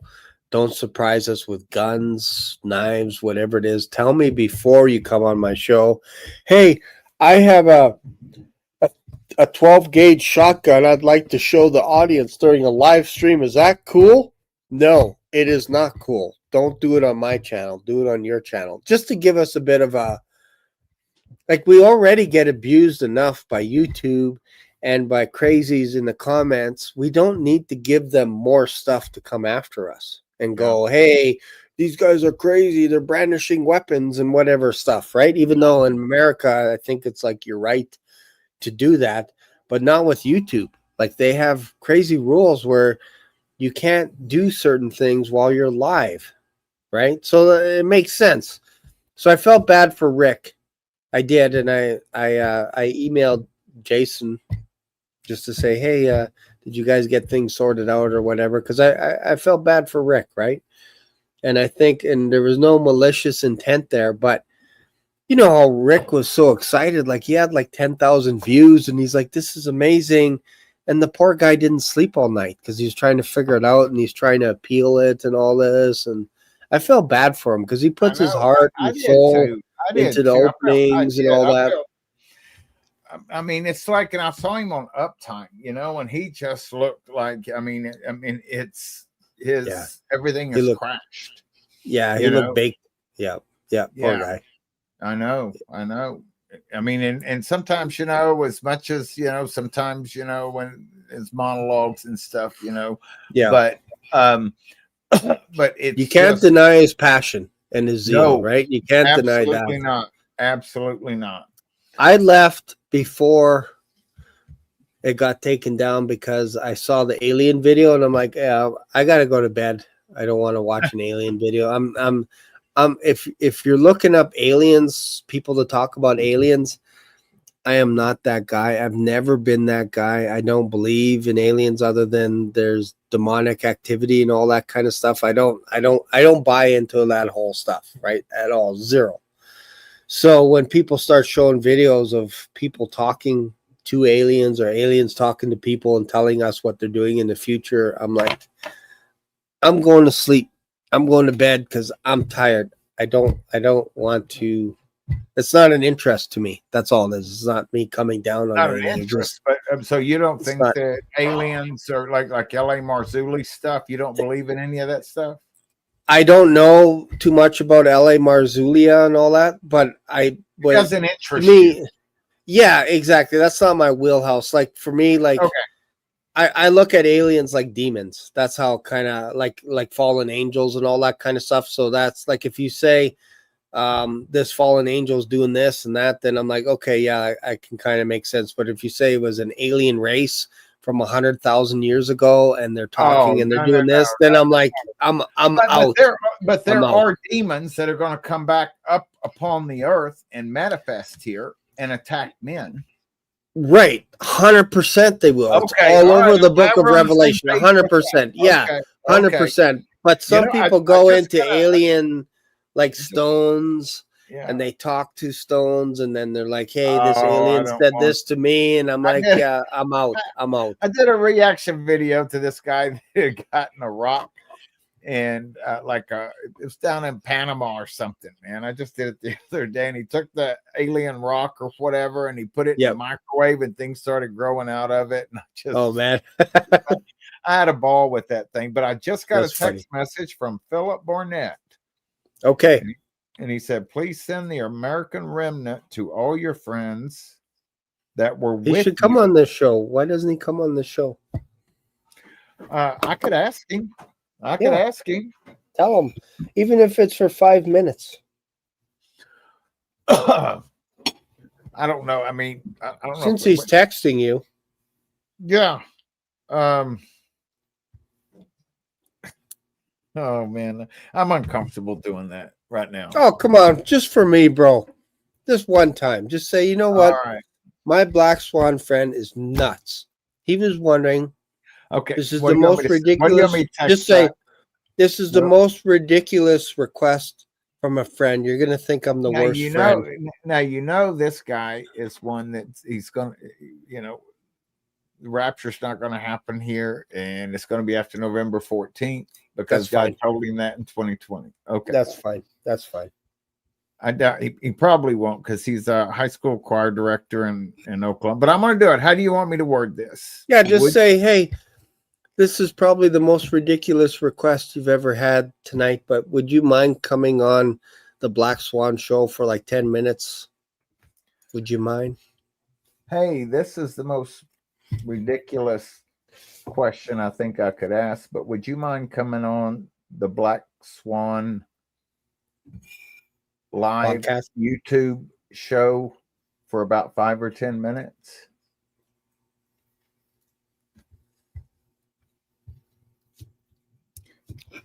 This is why you want I gotta check this dictation, man. Okay. Hey, this is why you watch a live show like this. You never know what's going to happen.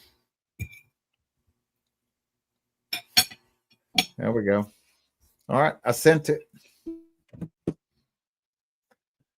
Thank you. We'll see. We'll see. It's in the Holy Spirit's hands right there. Okay, so what's your thoughts on time travel? Time travel. You believe it's possible? Of course. God does it.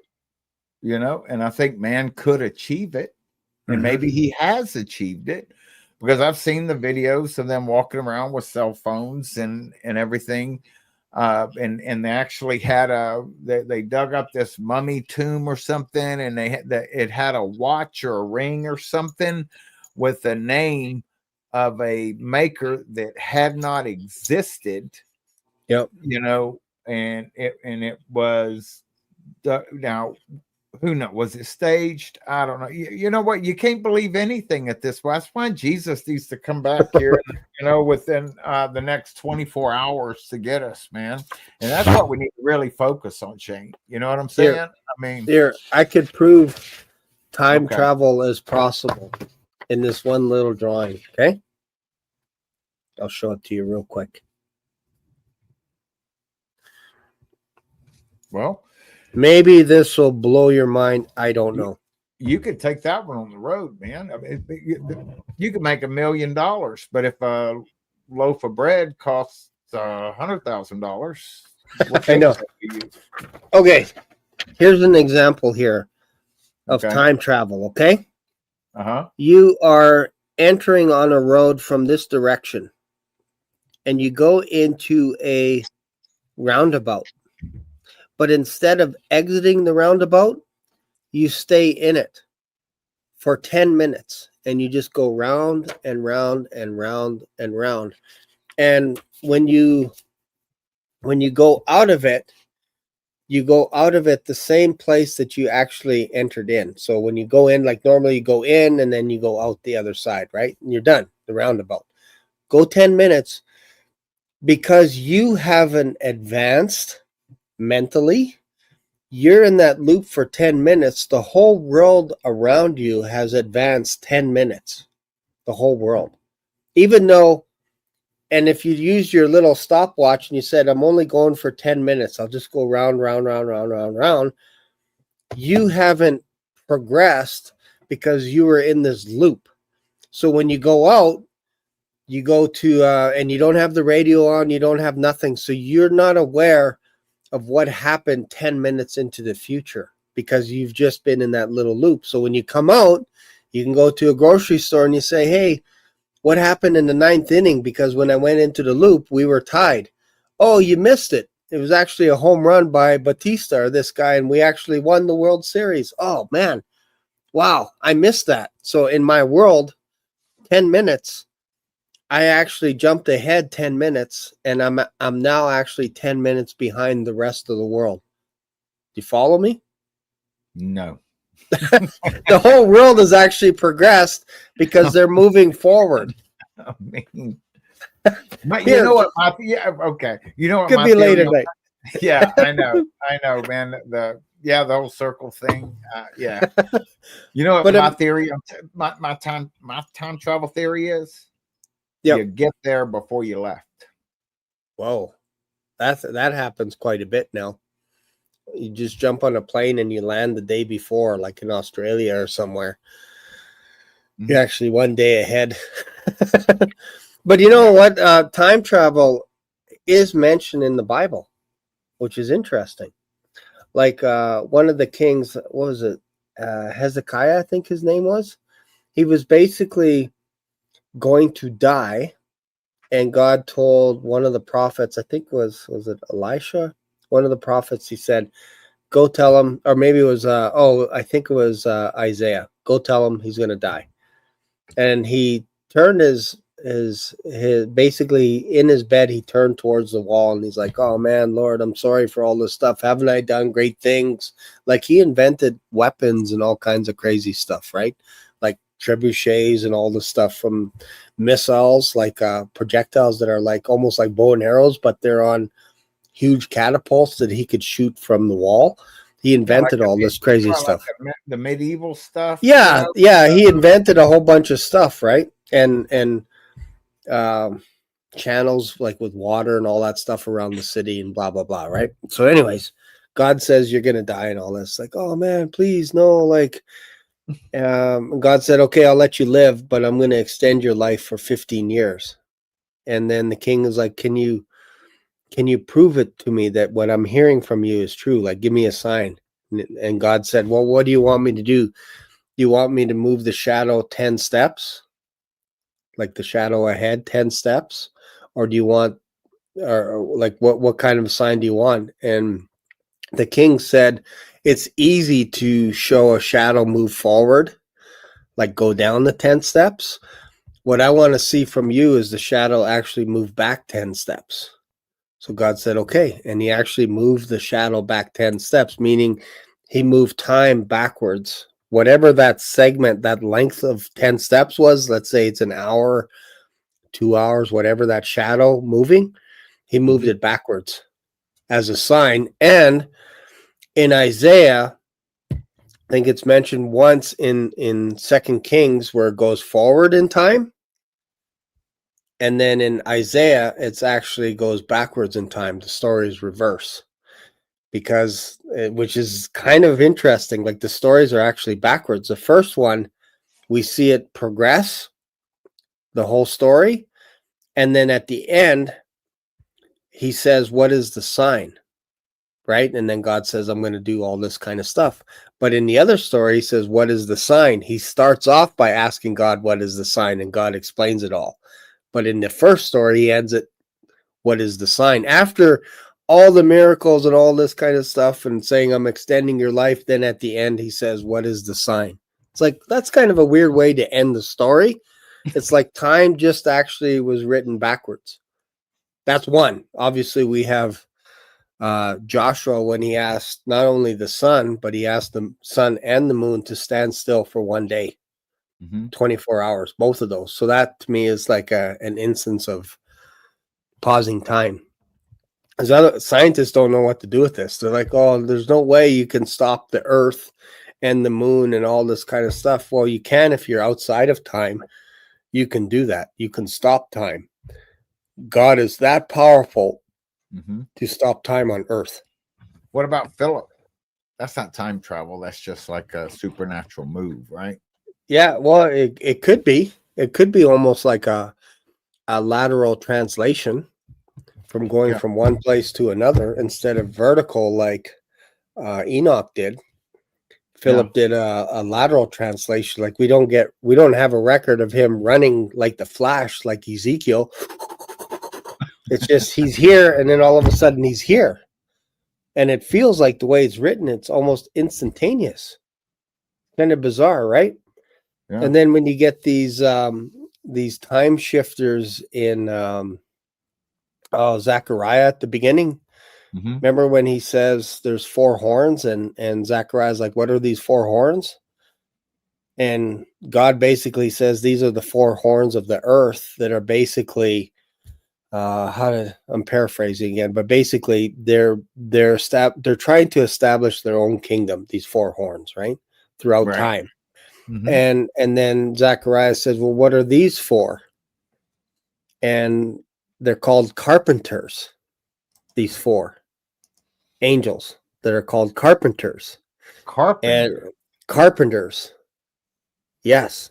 So like Jesus is called a carpenter, but it's not the carpenter for building stuff like wood, making little homes, all the stuff. It's a carpenter for time manipulation. Oh, wow. So these 4 carpenters, their sole job is to shift the time of these 4 horns to bring them back into God's order. Because if these 4 carpenters didn't come to shape time, then these 4 horns would get out of control, and they wouldn't go in the direction. Then we wouldn't be able to have Jesus Christ die on the cross, because the devil didn't want that.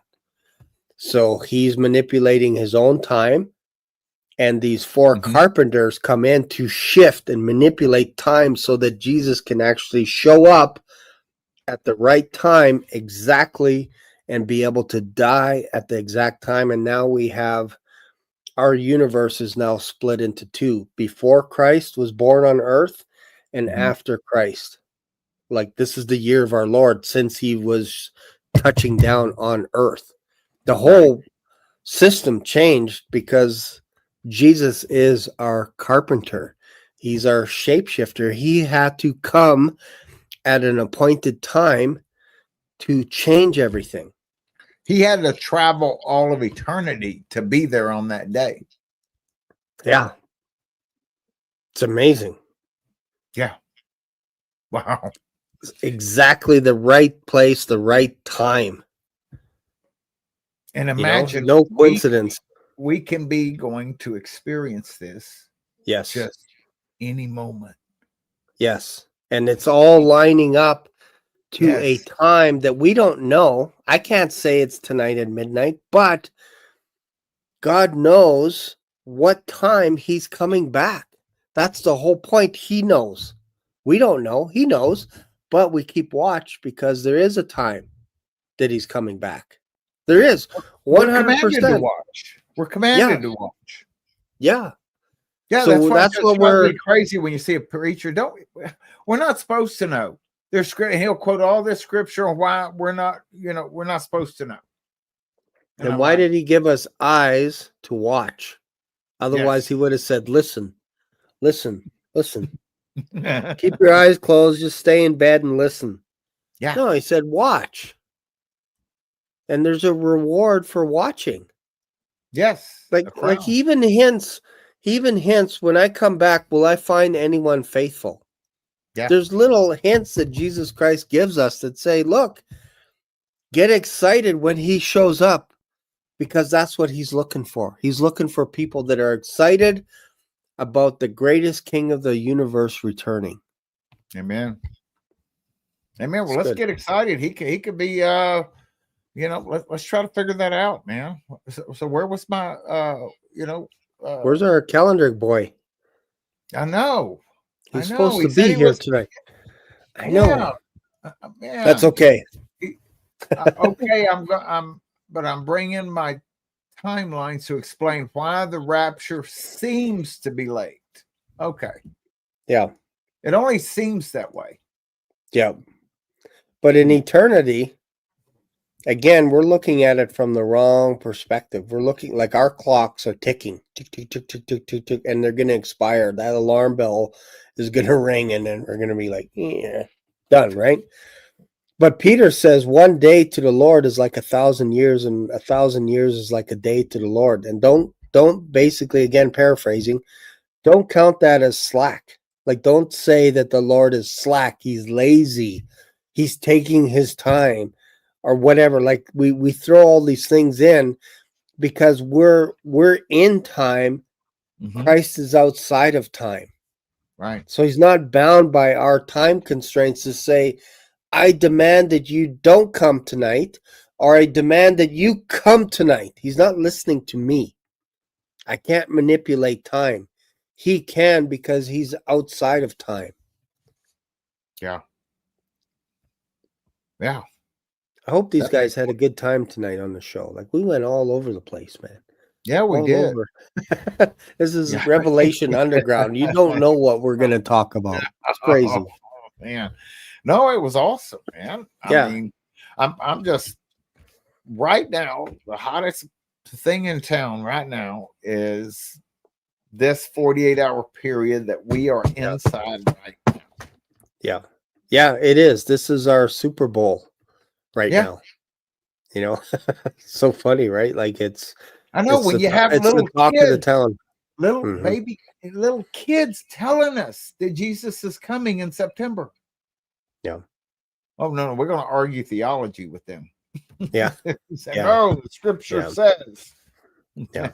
I mean, Yeah. so has it No, it's always good. been that way? And, and it's kind of like one of those things that, like Like you buy what a has certain been color of car, and you never Mhm. seen that color. And the minute you buy it, then Yeah. Everybody it's has one. yeah. Wow. It feels like So, it comes in waves. It goes out and then it comes in. And it's like every September, this is the biggest tidal wave I've ever seen. Everything seems to be lining up. And everybody's talking about it as it well. is. It's here. It's right here. I slept for 1 or 2 hours today.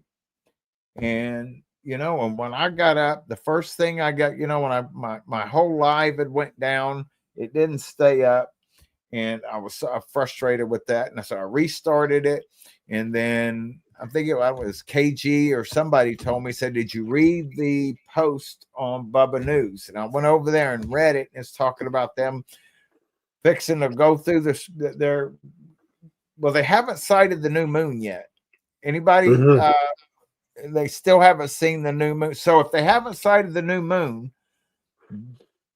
no, but that doesn't matter. That doesn't matter. They have to start it because it can't go past the 31st or something like that. There's some kind of rule. Mhm. Derek was mentioning that, on the first 5 minutes, and boy, he had a really good 5 or 10 minute monologue. He just took off, and then he said, "Now I got to go do something with my family." He Yeah, left. no, it's good. What's interesting too is that I think they call it the week of con convocation. Convocation. It's in my head somewhere, but the idea is you're not supposed to work either for that week Yeah. during this time, right? The Feast of Trumpets. Like, the idea behind it is you're supposed to not work for a week. I think most people miss that part, but that's okay. That's okay. I won't fault them on that, but there's apparently there's supposed to be like 100 trumpets being blown in every single Yeah, well, that's my thing is synagogue. what when, and what time is it? It's 10 o'clock. I think they said they were going to be coming back on at, did they say 11 o'clock or 12 o'clock tonight? So yeah, because so when I get off of here, I'm going to crank my live back up and go get me a couple of Red Bulls, and Nice. it's going to be an all-nighter. That's where it's going to be, because I mean, Well, like right now, I'm so excited, nice. and 1 hour sleep. That's all you've had. yeah. Wow. Oh my gosh, he said, "Sure win." Oh, Ah, right now. Now. See if he'll still come on. no. Let's see. Oh, No. He said, "Sure win." that's funny. Just send him the link. Hold on. I should have already did that. Okay. I can't. Okay. How do I get that link Here, out? I'll Okay. send Hold it on. to No. you. I get it. I got it. Let me see. Copy link address. Hey, I'm Boom. almost at 10,000 subscribers. Boom. I Man, need that's awesome. 91. I'm at Hey, 9,909 subscribers right now. boom. Hold on. Let me see. Let's see. Boom. Man. We'll see what happens. Man, I did that early, and I don't see. I do that, and it's like squirrel, and I'm off in another I direction. completely forgot about it too. That's so funny. And it was sitting right there. He responded, and on the iPhone, you have that same problem where it doesn't. If you can't, it doesn't give an exact timestamp on the separation, so you don't know if they sent it like responded in 2 minutes or 3 minutes. The droids used to always do that, but this iPhone. So, what's a good channel to watch the trumpets blowing? Do you know? I have no idea. Whoa, look at all the people in Jerusalem. This is 5 hours ago. Should I show it? Yeah. Okay. Yeah, they were showing it. They were showing. Wait. Michael Medic will be back on midnight Eastern, so that'll be at 11 o'clock. So I've got an hour and 10 minutes. Okay, I'm just streaming his channel straight to mine and over to my Facebook, and I have Facebook friends that are finding it interesting too. Look at this. They're ready for their Messiah. Shane, this is nuts. This is like 4 hours ago. Many people at this moment in Jerusalem. They waited a long time for this moment. Wow, I had no idea. But the major TV networks are not broadcasting it. So stay with me until the end of the video. Guy sounds like a robot, an AI. What are you going to ask Philip Barnett when he comes on? Why are we having him come on? Well, whatever he wants to talk about. I'm pretty flexible, man.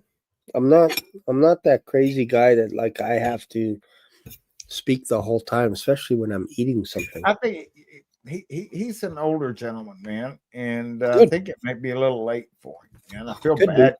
I literally feel bad about doing this. He's probably watching Israel right now. Mm-hmm. Let's see. He hasn't responded. He might be in bed. I want to hear the trumpets too. Let's see here. I'm trying to see something if I can find something. Sure, when current. Maybe we'll set up a time. Gonna have to be quick. Maybe we'll do it tomorrow or something, man. Yeah, we can do it sometime tomorrow, for sure. If I got to, if it's too much trouble, I feel bad, man. I don't like putting people on the spot like that. Not Philip Barnett. Oh, don't feel bad. It's okay. How do I get? I didn't. How do I get on? He said, "Yeah." Just send him a link. You want me to? I can email you a link, and then you forward that email to him. That is the link to come on. Yep, right there. Or we can email you a link. Here, I'll send it to you right now. Boom. I already have it. I have it on my computer. I just texted it to myself. I'm gonna put it here in the comments. Yeah. Just make it easy for him.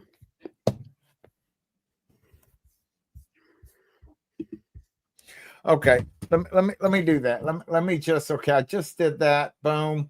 Look, there's my channel. Hey, it pops up right away. Hold on a second.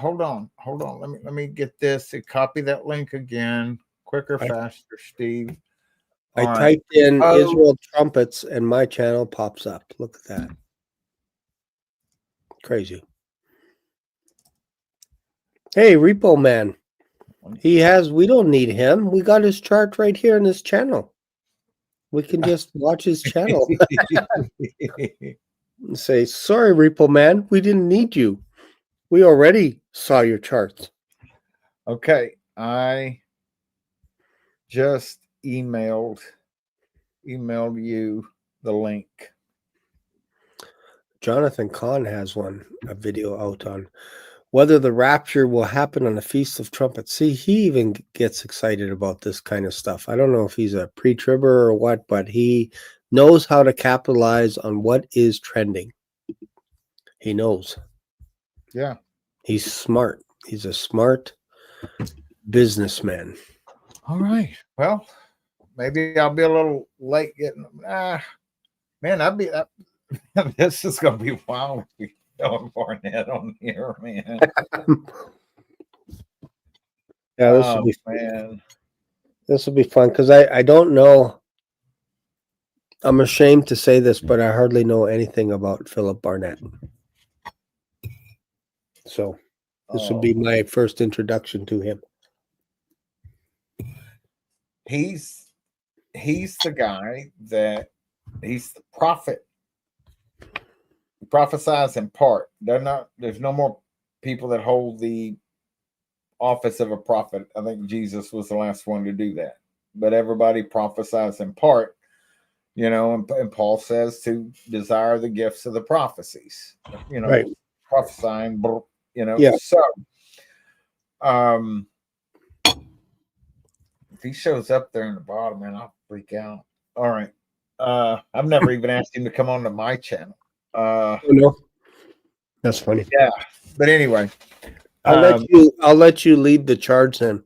You can ask. Oh man, no. But see, this is the way it rolls, man. He goes back all the way back to 2007 when God told him that Russia was going to invade Ukraine, and he prophesied that for 10 years and other things. God showed him other visions. He's been up on, God has showed him. But anyway, you can lay a map over the cities that God told him was going to be destroyed, get the Jews out of, get it west of the Dnieper River, and you could lay a map over what just happened, and thousands of Jews' lives were saved because of that. Everything he has prophesied, not one word has fallen to the ground. Wow. So, and I did, it's like, I guess I'm kind of like I did a Shane, because I just went and watched hours and hours and hours of his video, watched his testimony. Just hours of it. And and I'm like, this is the real McCoy, the guy that what he says happens. I feel like I time traveled. Why? Because I went into my Bible, and for the last 3.5 years, I mostly focused on reading the entire Bible 22 times. So I feel like I am new on who is this person? Who's that person? Who's this? Who's that?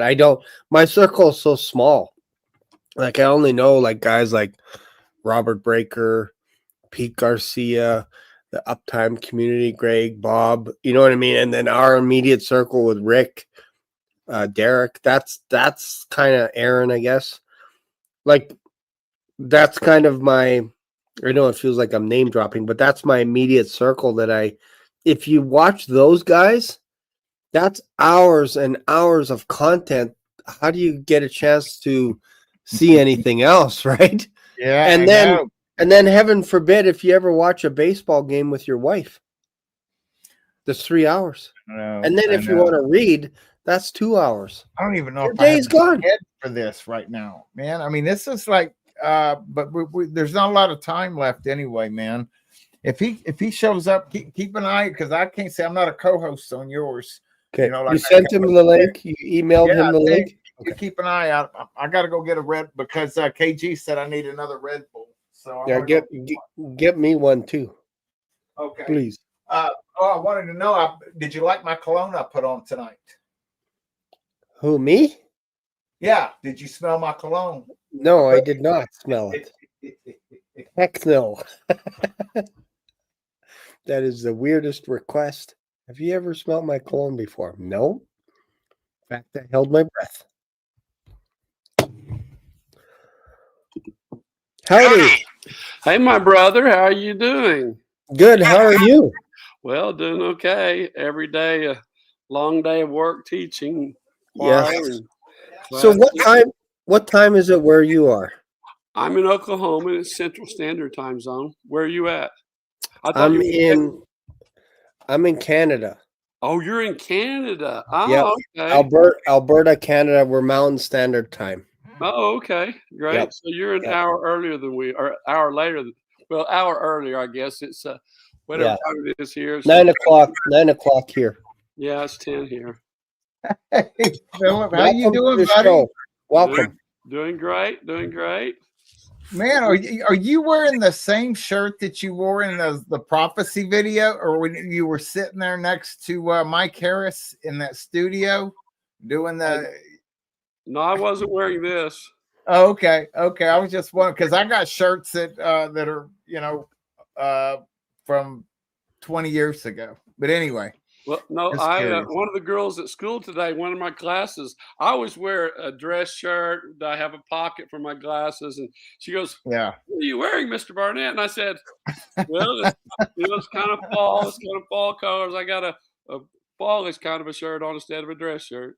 Yeah. That's awesome. Yeah. Welcome to the show. This is called Revelation Underground, where basically no topic is left unturned. We talk about everything on this, and tonight we've been heavy on the rapture. Is it coming today? Is it coming tomorrow? Is it coming in November? When is it coming? What are we waiting for? All this kind of stuff. So we've been chatting, mixing it up a little bit with the comments. People are throwing out questions to us, and we're just kind of answering and having a little bit of fun talking about AI, all this kind of stuff. So if there's anything that's kind of on your heart or something that you want to, we don't have to go for hours tonight because poor Stephen hasn't had any sleep at all today. But if there's something that you want to talk about, this Now, is a great Stephen, you're forum for down it. in Texas, right? Where are you at, Yes. Stephen? Okay, and Shane, you're up in Alberta. Yes, Wow, sir. this is cool. This is great. Well, you know what? The rapture is the topic on every mind of this. Stephen, well, and Shane. Shane, God bless you. It's nice to meet you. Nice to meet you as well. I have some friends in Ohio who were listening in the night of the live stream, August 1st, from Galena Park there in Houston. And it took like an hour and 10 minutes out of that message and translated it into Russian. And they posted it Friday night. And since Friday night, as of today, there were like 100,000 views the last Wow. 5 days. It will go way, way, way up. It's all over Canada, my understanding. A lot of people are listening in Ohio, Oregon. And this is a teaching that you did? This is a message called To the American Remnant. Okay. I have to watch it. Have you seen any of it? Nope. Okay. Well, Stephen could get that to you, or I could get it to you later. Okay. Thank you. Right after the rapture, World War III will take place, Revelation 38 and 39, between America and Russia over Israel. And then 3.5 years into the tribulation period, the first war of the Antichrist will begin. And he will be over. Of course, we know there's a 10-nation confederacy. But 3 nations leave. 3 nations apparently get upset, and 1 nation joins. So that leaves a union of 8 nations. And you look at Daniel, the 11th chapter, towards the end of the chapter, the 40th verse, they come across the Mediterranean Sea from Europe. This is a variant of the European Union. And we know from the book of Micah, it's a big question as which country is going to enter into the Union, the European Union that wasn't there. we know from the book of Micah that the Antichrist is from Assyria. We go back in history into Daniel, like the 8th chapter, and we know Antiochus Epiphanes, who was like a grandson. Okay, well, go back a little bit more in history. We have Alexander the Great conquers most of the world. He dies of a disease over in the area of Babylon when he's about 33 years old. And he turns over the empire to 4 of his generals. One of those generals is over the area of Lebanon and Assyria and Syria, that area. And one of his, like a grandson of his, comes into Israel and offers a pig on the altar. Right in the temple, right? Causes the Jews to go nuts. The first one. Yep. Now, the reason he offered a pig was because you remember the story. You guys both know the story of when Jesus went to the Sea of Gennesaret, which was a sea. Josephus, you got his writings there. And just a second, Masha, дай мне мой Библию, пожалуйста. Previously at this, Jess, хорошо? Anyway, have my wife bring my Bible to me. Because I have this in my head, but I might need it for something. Anyway. What was that language you spoke? Russian. I was a missionary in Ukraine for 26 years. Da. Oh, I got it wrong. Da. So, no, you did it fine. And so I pastored Christ Cathedral. I built, constructed, organized Christ Cathedral Church. We had 4,000 or 5,000 people there every week in our services. It was a big ministry. We moved there to keep our son off the Russian front. We didn't want him in the Russian front because our kids were born there. I never married till I got to Ukraine, and I married a Ukrainian girl, Masha. Steve has met her. I married way above my classification. And so anyway, our kids grew up there, and so they had dual citizenship. So we moved out in 2018. We didn't want our son on the Russian front. There in the schools, all the schools just go through the 11th grade. Then the boys were all required to spend a year in the military. And that has changed the last year. Now they take men who are older than 25 into the Ukrainian military. But anyway, we moved out to get away from keeping our son we didn't want him on the Russian front. And I was a pastor for many years in America and a public school teacher. I taught music. You wouldn't be able to tell that from my voice, but that's all right. Teaching tens of thousands of lessons. I've been back here this is my 8th year, and I've already taught way over 10,000 classes. And our school is pretty violent, very violent, to tell you the truth. Wow. And so anyway, back to the story.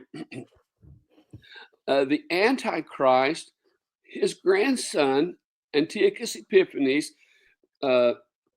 came and offered a sacrifice on the altar inside the temple. Now, why did he offer a pig? If you go right across the Sea of Galilee, Sea of Gennesaret, there's 3 or 4 different names to the Sea of Galilee. We know the story that Jesus crossed the sea, and Legion, the guy with the legion, many demons came to him, and Jesus cast the demons out, and the demons went into the pigs, and they ran off maybe a cliff. Somehow they ran into the water and drowned themselves. Yeah. Why? What were the pigs there for? Because there was a temple to Zeus, the head god, the head idol god of the Greeks. There was a major temple to Zeus that had been built there on the northeast side of the Sea of Galilee. And all of those pigs were for sacrifices for that temple. So not only did Jesus free the demons out of the guy, bankrupted them. Probably 1,000 or so pigs that were used for sacrifices to some idol. So, Jesus, wow. Anyway, we're serving a great God, aren't we? Yes, so anyway, 100%. That the Romans eventually conquered the Greek Empire, and the ancestry of Antiochus Epiphanes one of his ancestors will be the Antichrist.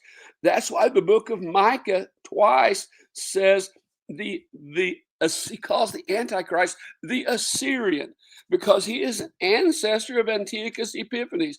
Antiochus Epiphanes went into the temple and made a sacrifice to Zeus, to offered a pig, and his great grandson is going to come into the temple and claim himself to be God, and he will be able to. People can ask him any question they want. His image, because of quantum technology. I preached several years ago about whenever quantum technology, quantum computers come into our system, then it will escalate the power of computers, the technology, beyond human imagination. And so that's where we're at. Now, I preached about it, and now here we are. That all of the technology can be fed to the image of the Antichrist. He would be like a hologram, and people can ask that hologram any question they want. I mean, what color was my great-grandmother's eyes? Or what was my mom's maiden name? Or where was I born? Doesn't matter the question. Instantly, seemingly instantly, that technology will be transferred through the computer system to the Antichrist, and the people will believe. And the fact of the false prophet being able to call fire down from heaven, and all the signs that are through the devil, because Ephesians 2:2 says the devil, Jesus said, or Paul said, the devil lives in the atmosphere around the earth. And he goes, he's not like God. God is omnipresent. But the devil, let me get this further away. Seem like I'm a little too close there. Oh, here, I can do this as well if this helps. The devil is, he's not omnipresent like God, but he can travel fast. And Jesus said, Paul said, he travels like, Paul said he's in the atmosphere around the earth, and that's where his dwelling place is. Jesus said in, I guess it was the book of Luke, the Gospel of Luke, he said, you know, you Jews say, oh, we're the seed of Abraham. Well, big deal. He says, I was in heaven, and I was there when Lucifer was cast out, and I saw him fall as lightning to the earth. It doesn't say to the earth, but we know it came down to the earth. So he dwells in the atmosphere around the earth. And at the midpoint of the tribulation period, he will be cast down again.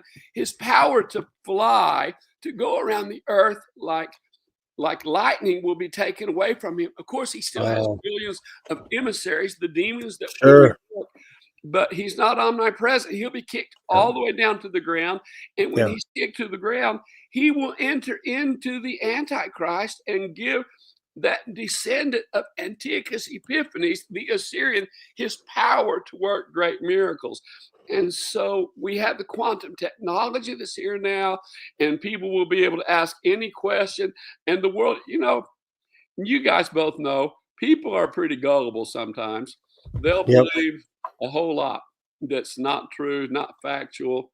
100%. So anyway, we're at that state. And now, as far as you ask about the rapture, I got to school this morning, and I went into one of the offices, and one of the teachers asked me, I won't say which one it was, but it was a guy, and he said, now, I don't want to take too much of your time, Mr. Barnett, but I got a question. My wife has a question, and it was about the rapture. He said, I've been hearing all of this, and he's a Baptist guy, a fine Christian man. Anyway, he said, my wife and a lot of people are talking about the rapture's coming this weekend, and 22nd, or I say weekend, the 22nd or 23rd. What do you think? And I said, well, the numbers all show, from what we see, the numbers all show that the rapture could very well be the 22nd or 23rd, especially the 23rd. But I said, back in 2020, I was praying on February 7th. It was a Friday evening, and the Lord has given me, Brother Steve knows all the work I've been doing, and 7th day of the Lord prophecies, all the things. It's like, Lord, I was praying that Friday night, Lord, how am I going to get everything done that you told me to do? I'm teaching 8 or 9 classes every day, or 7 or 8 classes every day. My first class is at 7:30 in the morning. I don't finish till after 4 o'clock. I'm choir director. I have rehearsals till 7 at night. At that time, I was directing the solo ensemble competition for Oklahoma City, and then they put me over the choir competition for Oklahoma City. It's like I could have 1,000 kids in one day singing. It's like, Lord, how can I do all of this? I'm directing the music basically for the city of 1 million people. How am I going to get everything done you told me if you come? Because I had this feeling that the rapture could come quickly. And so I got into bed the next morning, Saturday morning, February 8th. I got out of bed and I asked the Lord the same. I was praying the same question, Lord, how am I going to get everything you told me to do done if you come quickly? And the Lord spoke to me and says, I won't come, or he said the rapture won't take place till after your 25th wedding anniversary. And so I thought, well, my 25th wedding anniversary is, now this was in 2020 in February. So I thought my 25th wedding anniversary is November 14th, 2025. That'll be 6.5 years from, 6.5 years from 5.5, 6.5 years from now. Maybe it was 2019. The Lord spoke to me. Anyway, so I checked on internet. It's like, well, when is Rosh Hashanah? Because we know Rosh Hashanah. I've been preaching 54 years. And I remember years ago in Ukraine when I was pastoring, working there, when I understood that the rapture has to take place between September 5th and October 5th. Those are the parameters of the Feast of Trumpets, Rosh Hashanah, when it can take place. And I thought, all of these years, all these thousands of messages I've heard, and no one ever shared that the rapture has to take place around Rosh Hashanah between September 5th and October 5th. So I understood that the rapture takes place at Rosh Hashanah. And so I thought, well, when my 25th wedding anniversary is November 14th. Well, in 2025, when I had my 25th wedding anniversary, Rosh Hashanah takes place a couple of months earlier. So rapture wouldn't be able to take place in 2025. So I thought, well, when is Rosh Hashanah in 2026? And I looked on I just turned on the internet. It said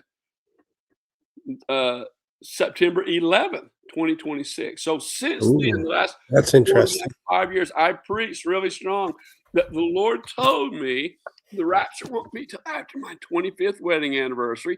So that would mean Rosh Hashanah 2026, Rosh Hashanah 2027. If people say, well, if God spoke to you, well, because I got an email this morning, and I mean all day long, the last few days, it's like, Philip, we believe everything you're preaching, except the rapture is going to take place the 22nd or 23rd. And so I told people, well, we can continue this conversation in heaven on the 24th, or you can email me or text me back on the 24th if it doesn't take place. Right. My son left on a business trip to go out of state. He's 22. Bless his heart, he's staying at he's in New York right now. And so before he left the night before last, I said, okay, son, you know that I believe the rapture will not take place this Rosh Hashanah, that it will be the next or the next after that. I said, but just in case, let's have a prayer to make sure that there's been no evil thoughts, nothing that will keep us and anybody in our family out of heaven. So he sat right here across the table from where I'm at right now. And I stood next to him, and he and I prayed that prayer. I guess it was yesterday morning before he flew out. And so, it could take place. But what I understand, what God told me, it won't be before my 25th anniversary, which will be November 14th this year. Okay, so, I have one little tiny question. Yes.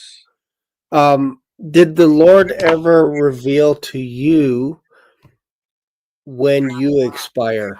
Because I know some people, when you expire, or was that kind of oblique in some ways? No, I had more than one dream and visions that I was taken into heaven.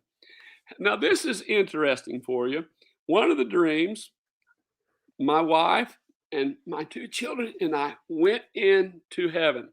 We went into this large gate, and the gate was, somehow somebody told me at that point in heaven that the name of that gate is called the Gate of Rejoicing. It's the gate that people come through when they come into heaven, not to the city, not to the New Jerusalem, but into heaven.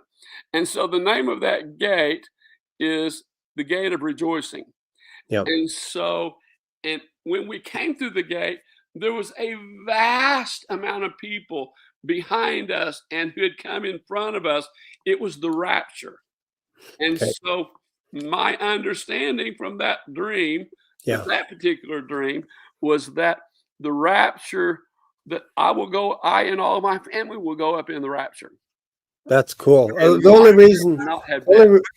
only reason why I asked that question is because I asked the Lord to show me like a rapture dream, Uh-huh. because I was interested in that, and He showed me my funeral. Oh, really? Yeah, and I was like, so I was taken up to heaven, but I left my coffin, and I didn't want to look to see how I died, and I didn't want to look to see who was at the funeral. I was just focusing on going up. But I thought, Lord, that's not what I asked for. I asked, like, you know what I mean? I wanted you to show me raptured up and all this. So He showed me other things in heaven, but it was from the basis of a funeral, which was interesting to me. And I'm like, okay, it's not every day that you get someone like the Lord to show you your funeral. And I knew it was my funeral. I knew it wasn't someone else's, right? So I was just curious. Why did I pray that prayer, Lord? Yeah, exactly. So I don't pray that stuff anymore. That's my whole point. I've got a question, Yes, Steve. Mr. Barnett. Do you think it is possible? Philip, okay. Do you think formal here? It's just us. Okay. Do you think it's possible that the rapture could occur on the this Feast of Trumpets? It will occur on the Feast of Trumpets. It's just the question of what year, which year. Because see, my question would be, my question would be, is, you know, kind of like, you know, when God told Jonah to go prophesy to the Ninevites and said, in 40 days, you're all going to be destroyed. And it didn't happen that way. Mm-hmm. So I'm just kind of curious. It's like, okay, well, maybe God told you that, and it's you know, it's going to be after your wedding anniversary, and that's 5 years ago. Maybe things possibly have changed. I mean, Jonah didn't get it wrong. God was going to destroy that place in 40 days, but they repented and they turned their lives around after, you know what I mean? So it's not like Jonah, I messed up on this one. I got this one wrong. They repented, and he was upset at them repenting because I believe he wanted the whole place to get destroyed. Well, he did, but you remember, what was Jonah's message? You go preach to them and tell them to repent so I don't have to kill them. That was the message. Yeah. It's not like 100%, I'm going to kill everybody. Right. In 40 days, everybody's going to die. Yes. No, he sent Jonah there that they would repent so he wouldn't have to. And they had a lot of cattle. And if you will look, there's an interesting deal about that. If you will look in history, they have proven that period, that year when Jonah was there was a total eclipse of the sun. And even, I don't remember the date, but apparently it gives the exact date. Now the scientists have measured when that eclipse took place. So apparently Jonah came and he preached that God's going to destroy this place. And then all of a sudden, a total eclipse of the sun takes place in the middle of the daytime. Scared the living daylights out of people. And the king, all the way down to the paupers, they all got saved after that solar eclipse took place. So God knows his timing is perfect. We know he makes no mistakes. People can get confused. Yeah.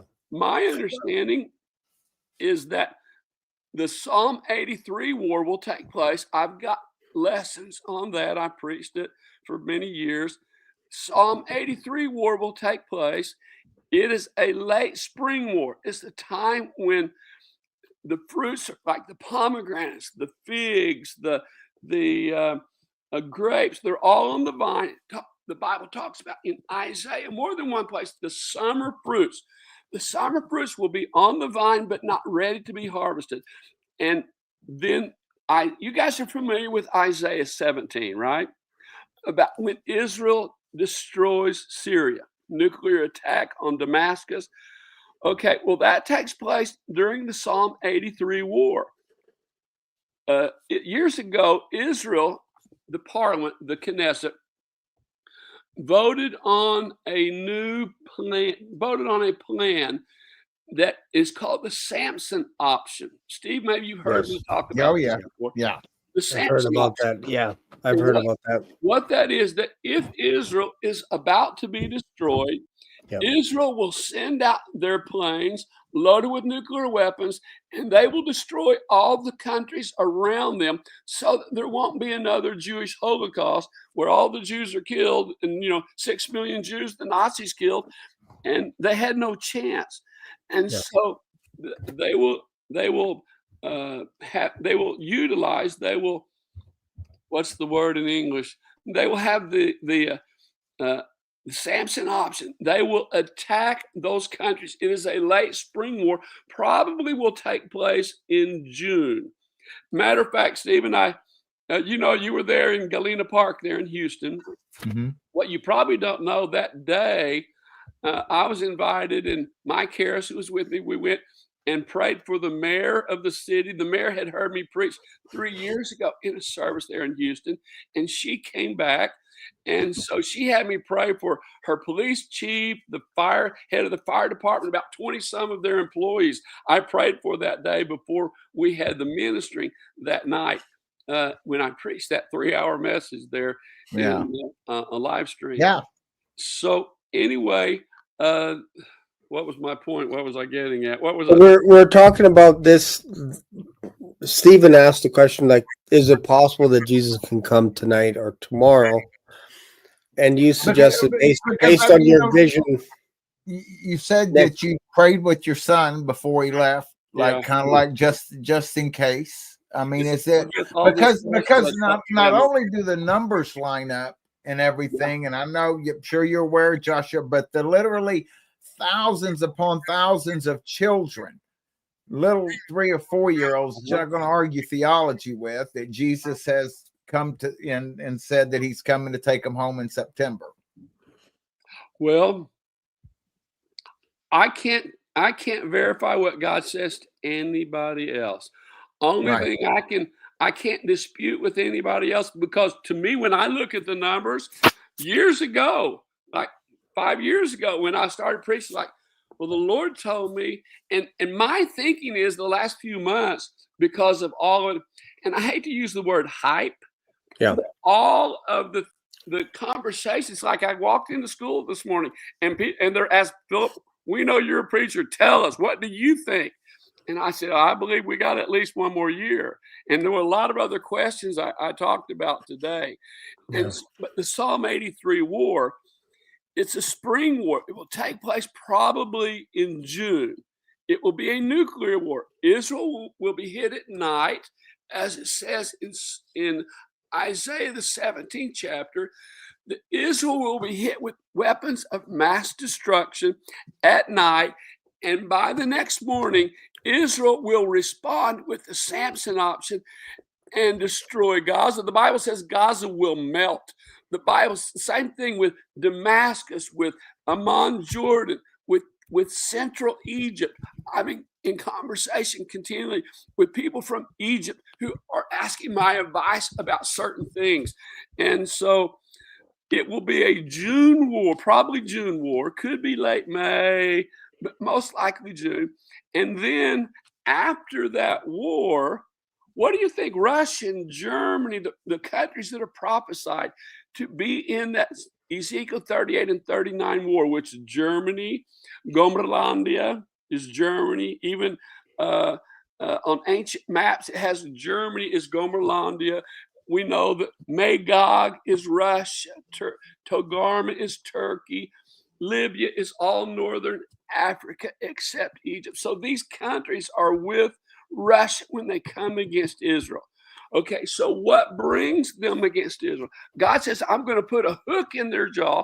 I'm going to put a hook in Vladimir Putin's jaw, and I'm going to bring him and his armies against Israel. What is that hook? The hook is the Psalm 83 war.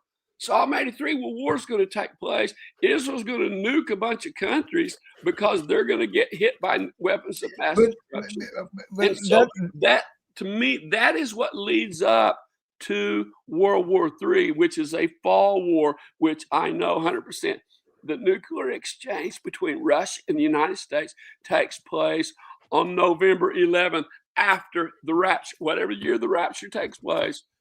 And I had, excuse me, Steve, let me finish this. I had somebody, a few weeks ago texted me. Now, Philip, we know you said that rapture takes place at Rosh Hashanah, the Feast of Trumpets. But you say you don't know the year, but it has to be this year. I said, well, we will see. We will see, because I mean, this is the 22nd. Tomorrow's the 23rd. If the rapture hasn't taken place within, a few hours of where we're at now, then we've got another year to wait. And I believe, and I've been preaching it for years, after the Psalm 83 war, then Israel nukes these countries, Damascus, others, and that brings Germany and Russia and these other countries against Israel. And you can't prepare a major campaign where you travel for hundreds and hundreds of miles with your army. You can't prepare that in a week. It takes time. Right. So you need food, resources, everything. After the Spring War, then in November, after the rapture, and we know the scripture says when they say peace and safety, sudden destruction comes. So way I see is the Psalm 83 war, and also Jeremiah 49, when Iran's nuclear program is destroyed. You see, we attacked them, but the Bible says in Jeremiah 49 that when it's totally destroyed, the radiation, something's going to come out and force millions of Iranians to flee. The Bible says to every country in the world, the arrow launchers, the bows, in other words, the nuclear launch sites will be destroyed. Radiation will cover Iran and millions of people will flee. They will be in Canada. They'll be in Oklahoma. They'll be down in Texas. And so we saw our attack, our brilliant military, what they did. But the radiation leakage wasn't there. They showed in some of the film, some of the video, they showed the tops of the mountains were a little blue. And that shows, hey, there was plutonium leakage. But the Iranians weren't forced to flee. That means that there's going to be another attack somewhere in the future, maybe by Israel, maybe by America, but probably by Israel. And the Iranians will be forced to flee. Look at the Ezekiel 38-39 war. Sometimes, guys, when we're trying to understand what the Bible says, we don't ask, what does the book say? What does the Bible say? No, we ask the question, what does it not say? Ezekiel 38 and 39, it doesn't mention Syria. It doesn't mention Iran. It doesn't mention North Africa. Why are all of those countries left out? Because Iran will be destroyed before World War III. And so, it's really popular. We've all heard preachers again and again and again say, well, there's nothing scripturally, nothing prophetic that has to be fulfilled before the rapture. Excuse me. It sounds really nice. It sounds wonderful. That's why thousands of preachers, they hear it and they repeat it, but it is not correct. The Psalm 83 war takes place before the rapture. Jeremiah 49 has to be fulfilled before the rapture, because can you imagine a war against Israel and Iran not participating? Iran won't participate because Israel will destroy Iran, or America somehow is going to destroy Iran before the fall war. The World War III is a fall war, late fall, starts November 11th. I know that 100%. nuclear war takes place between Russia and the United States on November 11th, whatever year, after the Psalm 83 war, after the Iranian war. Okay, now, Iranian war didn't take place. We did hit them, but Right. no plutonium that caused millions of people. Yeah, it wasn't a war. It was just a one-sided. Yeah. Psalm 83 hasn't taken place. So that tells me one of the reasons it was 2000. Let me think. 2, 3, 4, 25. Yeah, in 2020, it was at February 7th and 8th. God spoke to me, and I've been thinking a lot the last few weeks of his terminology. Why did God say when he spoke to me on that morning of the 8th when I was in the floor praying, why did he say the rapture will not take place before your 25th wedding anniversary? And here's the conclusion I've come up with the last couple of months especially. He said it that way because he knew right now in 2025 at Rosh Hashanah, millions of people, especially evangelicals, would be caught up in the excitement that we are going to heaven. Bang, 22nd, 23rd, we're going to heaven. He knew that would be the excitement right now. And he told me 5 years ago, Phil, don't get caught up in that excitement. You're going to have at least a year, 2 years to wait. And so I know now that's why, because I had no idea in 2020 in February that there was going to be all of this excitement in 2025. Sean, Yeah. did you know? You're Sean, right? Shane, yeah. It feels like there is excitement, like almost all over the world. I know it. You can see it everywhere, right? Would So, you have in 2020? Did you anticipate the excitement that's going to be taking place right now? in 24, I wasn't anticipating it. Yeah, like Steve, this. What about you in 2020? Were you excited about, hey, 2025, we're going home? I wasn't around basically in 2020. Let me tell you that. No, actually, I was off the charts. Yeah, I wasn't in a good place until 2023, whenever I really started watching. Well, Yeah, God for me, knew 2022. when I was so intense in prayer, I'd come back from Ukraine, been 26 years, right? 26 years in Ukraine. And he knew what was going to happen to 2025. He knew the excitement about his second coming was going to be fervent all over the world. And he wanted me to warn people to be a bounce, something would bounce off of, to say, maybe we got 1 or 2 more years left. So that people, because this is what the guy who talked to me this morning, he says, but with all of this preaching going on, I just got an email. 15 minutes ago, I got an email. Man, we're out of here. 100%. The rapture is tomorrow. It's like, hello. And this Baptist guy asked me this morning, he said, but if Jesus doesn't come back on the 23rd, what is that going to do to millions of people who say, well, see, we said he's not coming. He's put off his coming. It's in 50 years. It's in 100 years. And I said, exactly. That is the danger. That is the danger, that a lot of people will be disenfranchised if it doesn't take place tomorrow. Yeah. So here's a question. Do I call you Pastor Philip or Philip? Yeah. I think here the question probably my audience is asking as well. There's another gentleman by the name of Joshua that predicted today or tomorrow kind of thing.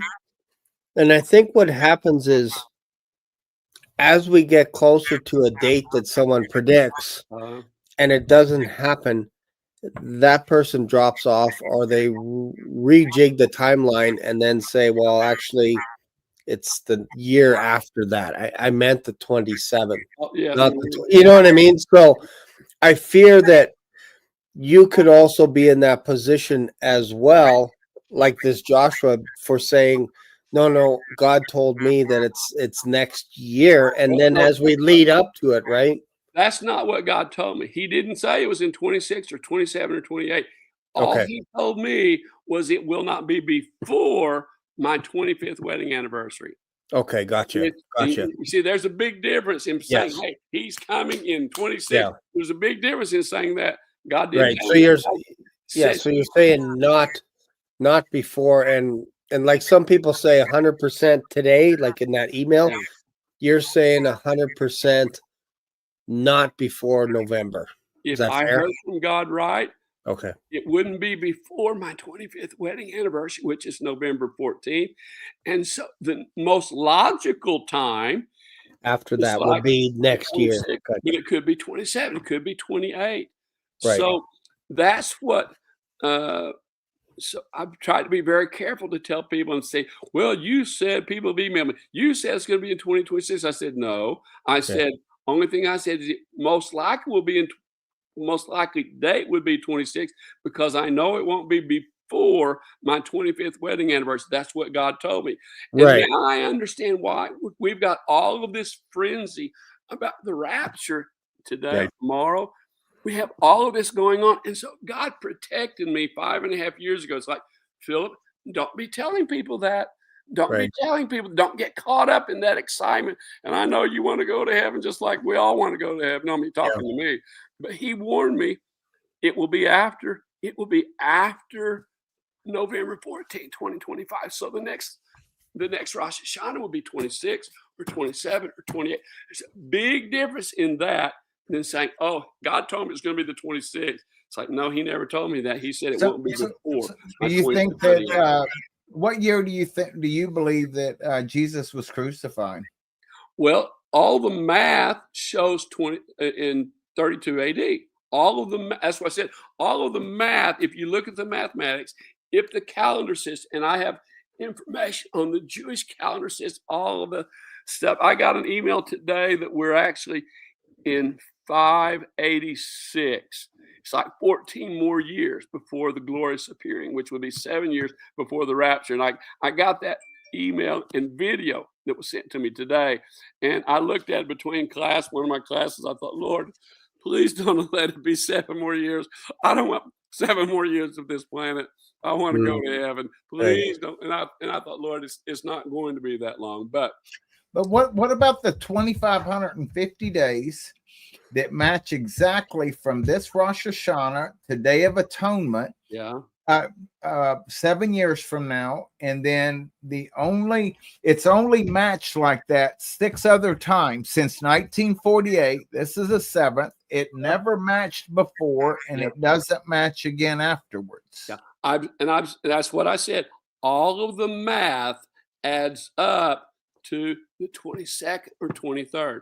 All of them, what you're talking about, I've looked at all of it, I've examined all of it, and all of the mathematics add up to this Rosh Hashanah.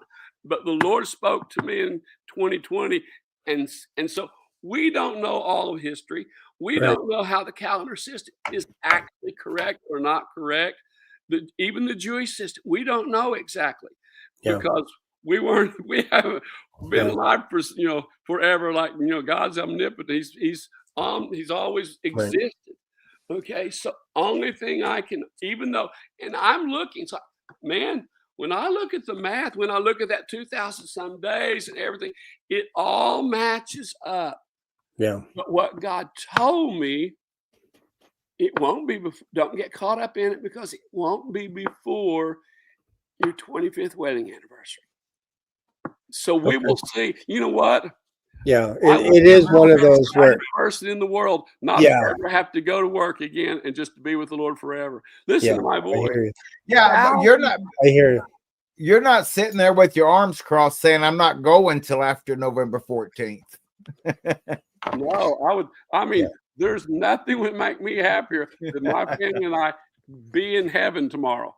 I mean, because I've been there. I have been in my mansion. I've been in my son's mansion. I've been in my daughter's mansion, and I've been looking into my wife's mansion. They're all next to each other. Nice. And God took me to heaven years ago, and I went and He showed me inside of those mansions. He showed me in front of the street. We like Italian architecture.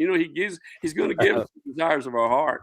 Yeah, and that's cool. Outside of my wife's entrance into her mansion and into my mansion is that curved top on the outer doorway. I thought, oh, that Italian style, Mediterranean style. And Yeah. a couple of interesting things.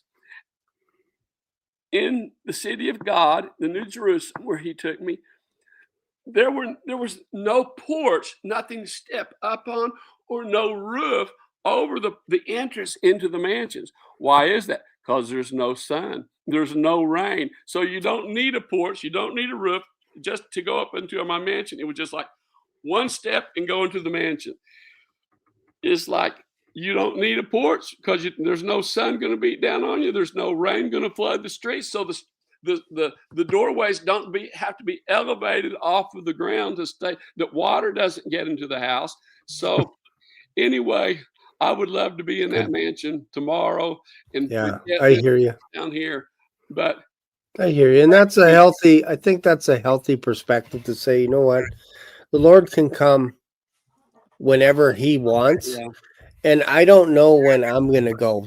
I don't know when I'm going to punch out my ticket. I don't know. I'm not promised tomorrow, yeah. but I know the Lord is causing me to study the Bible and to love on people today. Yeah. Like today is basically, this is what we have today. This is what we have right here. With the preaching that has went on the last few months and last few days, last few weeks, when I was in third grade, I had a science teacher named Mr. Monty.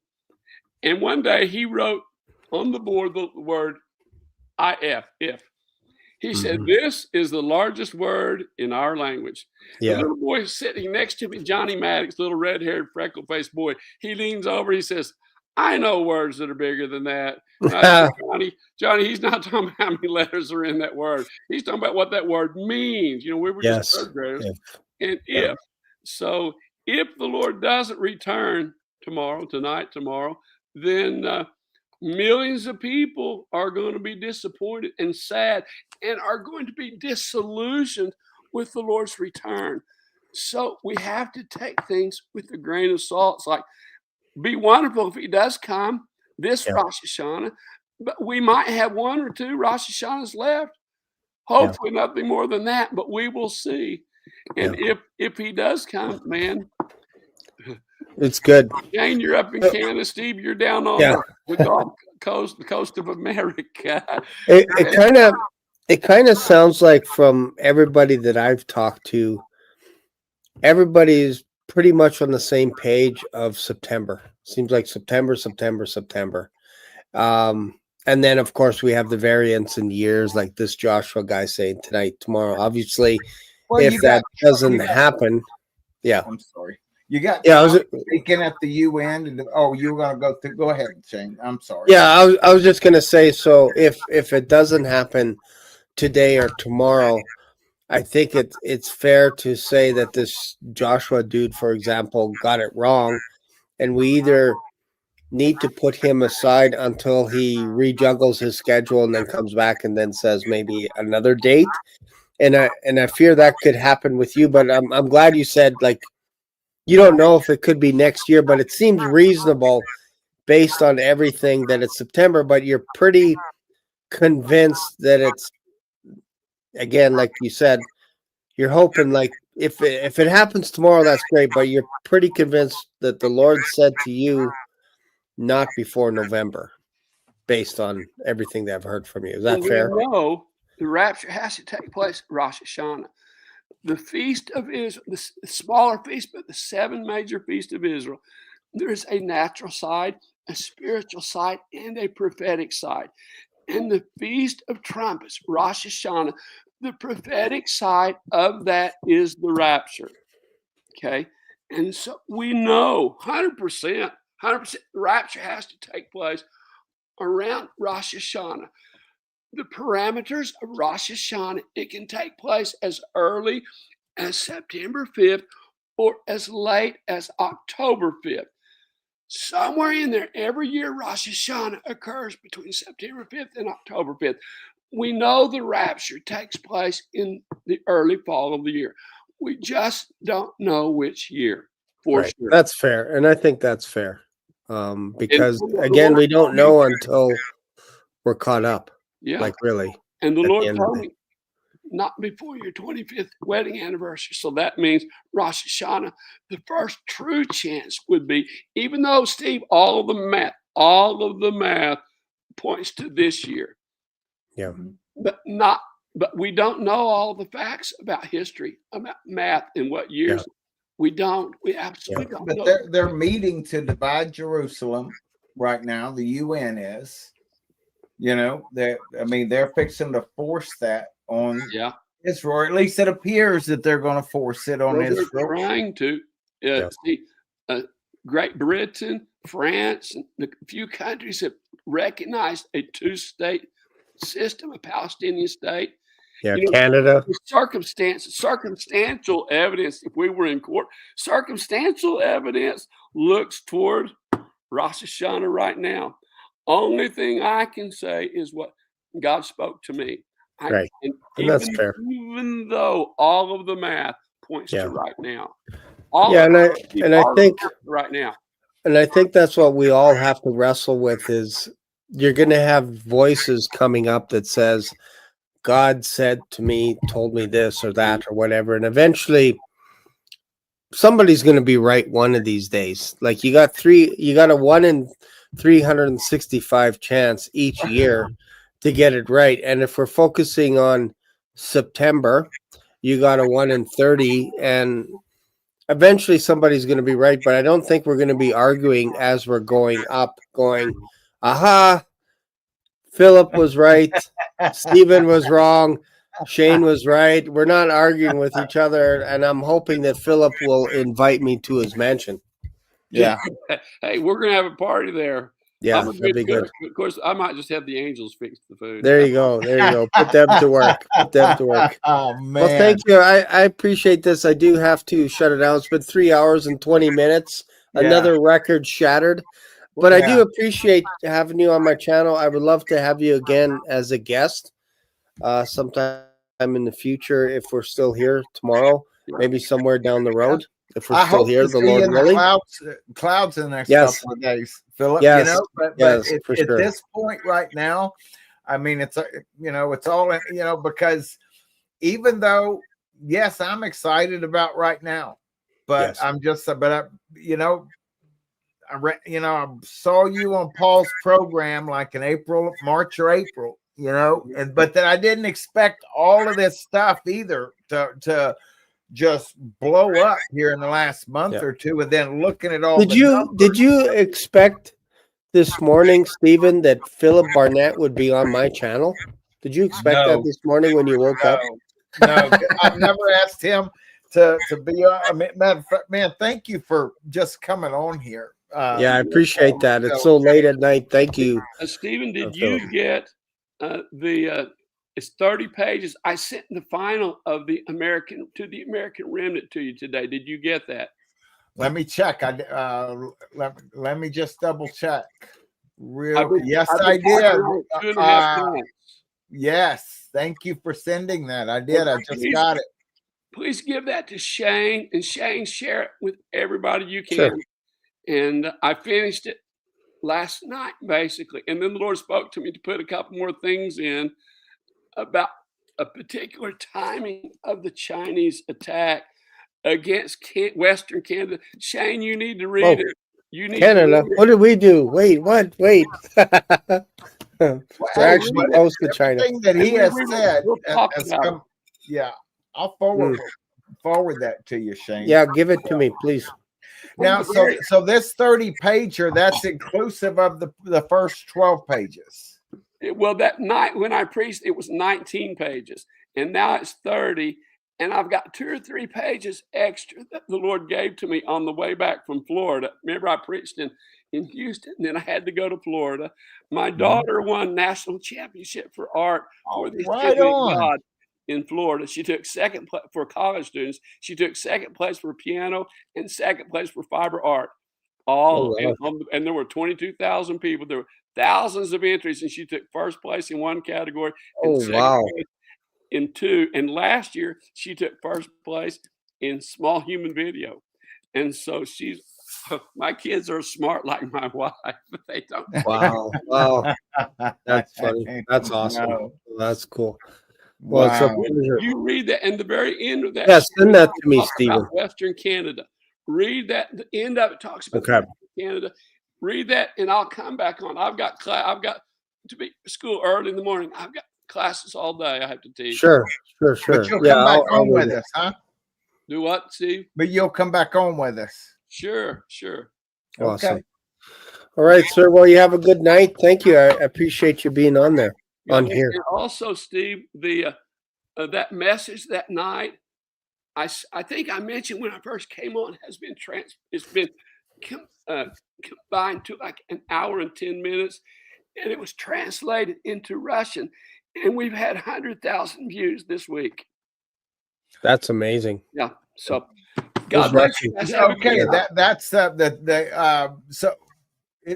so it just hit 100,000 views on My Charis Media. No, it's translated into Russian from people up in Ohio. Oh, because it's the people, it's the Russians and Ukrainians. See, he is huge, Shane. Over world leaders would seek his advice, his counsel. Oh, wow. when he was in. I'd love to have a discussion about Ukraine. I think that would be great. Talk about Ukraine Well, God sometime in the bless you future. guys. I've got Yeah. class early. I got to get to bed. Okay. Love you Have guys. a good night. Okay, all right. Thank you, Good night. sir. Bye-bye. See ya. That was fun. Thank you for setting that up there. I'm shocked, man. I mean, that was so. I'm just, yeah. That's what's plagued me, for and then I do get caught up, and you know what? I'm going to continue getting caught up because I'm enjoying it. Yeah. And I'm going to ride the roller coaster. All right. Yeah, But for you sure. know what? Sure. There is Philip Barnett, and if you knew all of the history, you know what I'm saying? And because, whenever I spent hours and hours and going back and all of his stuff, and that's why I didn't get a chance to ask you about that 200-foot tsunami. We gotta, if we're still here. Yeah. This almost was a little disillusion. It's going to disillusion my hype for, you just had to do that to me, Shane. You did. I didn't do that. You started. You said, "Hey, we should have Philip Barnett on," but that was good. I know. Homeward Bound. I'm inspired. Like either way, like I have so much of the Bible to try and memorize. That's how I kind of get laser focused. I need to know verses like Isaiah 17, Jeremiah 49, Ezekiel 38, 39. Like there's so much studying between now and the day that the Lord comes back for us. Because he's going to have, his word is eternal, and he's going to have jobs for us to do. Yeah. Judging angels and all this kind of stuff. And if we're not taking time to do things like for the little things like reading, how's he going to put us in charge of all these giant cities and all kinds of stuff? Like, yeah, you know what I mean? So it's all perspective. Like this guy, right? I've seen this AD 2033 before, and he says, FYI, Joshua from South Africa has a false gospel. I hear. I've heard some of this stuff. Like he believes in reincarnation and all this kind of stuff. That so I don't want to. No, that was a different guy. No, there was different Joshua. Two Joshuas with the twins. It was with the twins. I know, but there was another guy that looks like Joshua that said he believed in reincarnation, and because I thought he said that too. Yeah, but that was not the same guy. Different Joshua, because he just talked about the rapture being on the 23rd and 24th, and then he said, "I also believe in reincarnation." And then the two twins are like, "What?" That was not Joshua that you're talking about. He was in a Hawaiian shirt, the one you're talking about. How many Joshuas are there talking to the twins about the rapture? I don't know if that other guy's name was Joshua, but I know I heard a guy that looks like Joshua. Yep. And he was saying he believes in reincarnation. Yeah, and I thought that was our Rapture guy. You're saying it's not? No, Okay. that I'll guy, look it up and again. I don't know what his name was. Okay, I don't know, but I do. Initially, I thought, because here in the last couple of days, I looked, whoa, man, Yeah. he believes in reincarnation. Yeah, because And I was thought, watching a clip, an interview, and the twins are asking him a question, and he's like, "You probably want to know about the 23rd and 24th and how that all came about and stuff." And because it was just like yesterday, I think it was yesterday or day before, like it just dropped the interview, and then he started saying it, and then maybe I got it mixed up too now. It could be. Because I watched a few of his videos. I know I saw that guy, but if you said the interview dropped in the last day or two on the twins, and if it's the same guy that's got the Hawaiian shirt and he's not, in the suit thing, He sounds kind of French. Sounds like a French accent. Sounds South African, just like Josh. Because Josh, the guy that I watched, kind of seems like he has a bit of a French accent to him. A little bit French, because they had a little bit of a different. French. Yes, the one that believed in reincarnation. Yeah. Okay, I'll rewatch those. If you and find then maybe I'll do this Joshua saying he believes in reincarnation, I want to know about that. But I know that I watched one, and then I went back and that I can't. I think you're right. Like I can't see Jason K and all Medic for Christ and all these guys having a guy that believes in reincarnation on their show, because you have to almost toss that aside. Like you really do. Yeah. Right. So I'll go look it up. I'll do my due diligence. I don't want to create rumors and that, but I could have swore I heard him say it. But okay, well let's go in. I could be wrong. I could be wrong. Yeah. But I want to get.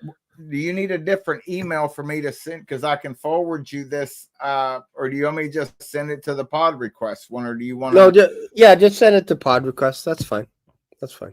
All right, hold on a sec. Well, okay, well, if you want to go ahead and close out the show, and then we'll talk a minute in the back. Yeah, for sure. Thank you, brother. Love you guys, and I'm fixing to crank up. And you know what? We're gonna jam, and like this one didn't happen. We're gonna jam like it's 1984. All right, there you go. All right, okay, thanks, brother. Okay, so that was fun. We went. That's got to be like a record 3 hours and 31 minutes, but we had a fun time. It went by pretty quick. Go jam with Steven, Mission for Christ. He's gonna go hard another 18 or 24 hours maybe, or something like that. Who knows? Go check out his channel, and then I don't know when the next time I'll be doing my next video. I was kind of wondering if this is my last video ever. I know Derek is probably thinking that, or Rick is thinking that right now, because his live stream got canceled or delayed. I think he'll be back in a couple weeks. I think he'll be back.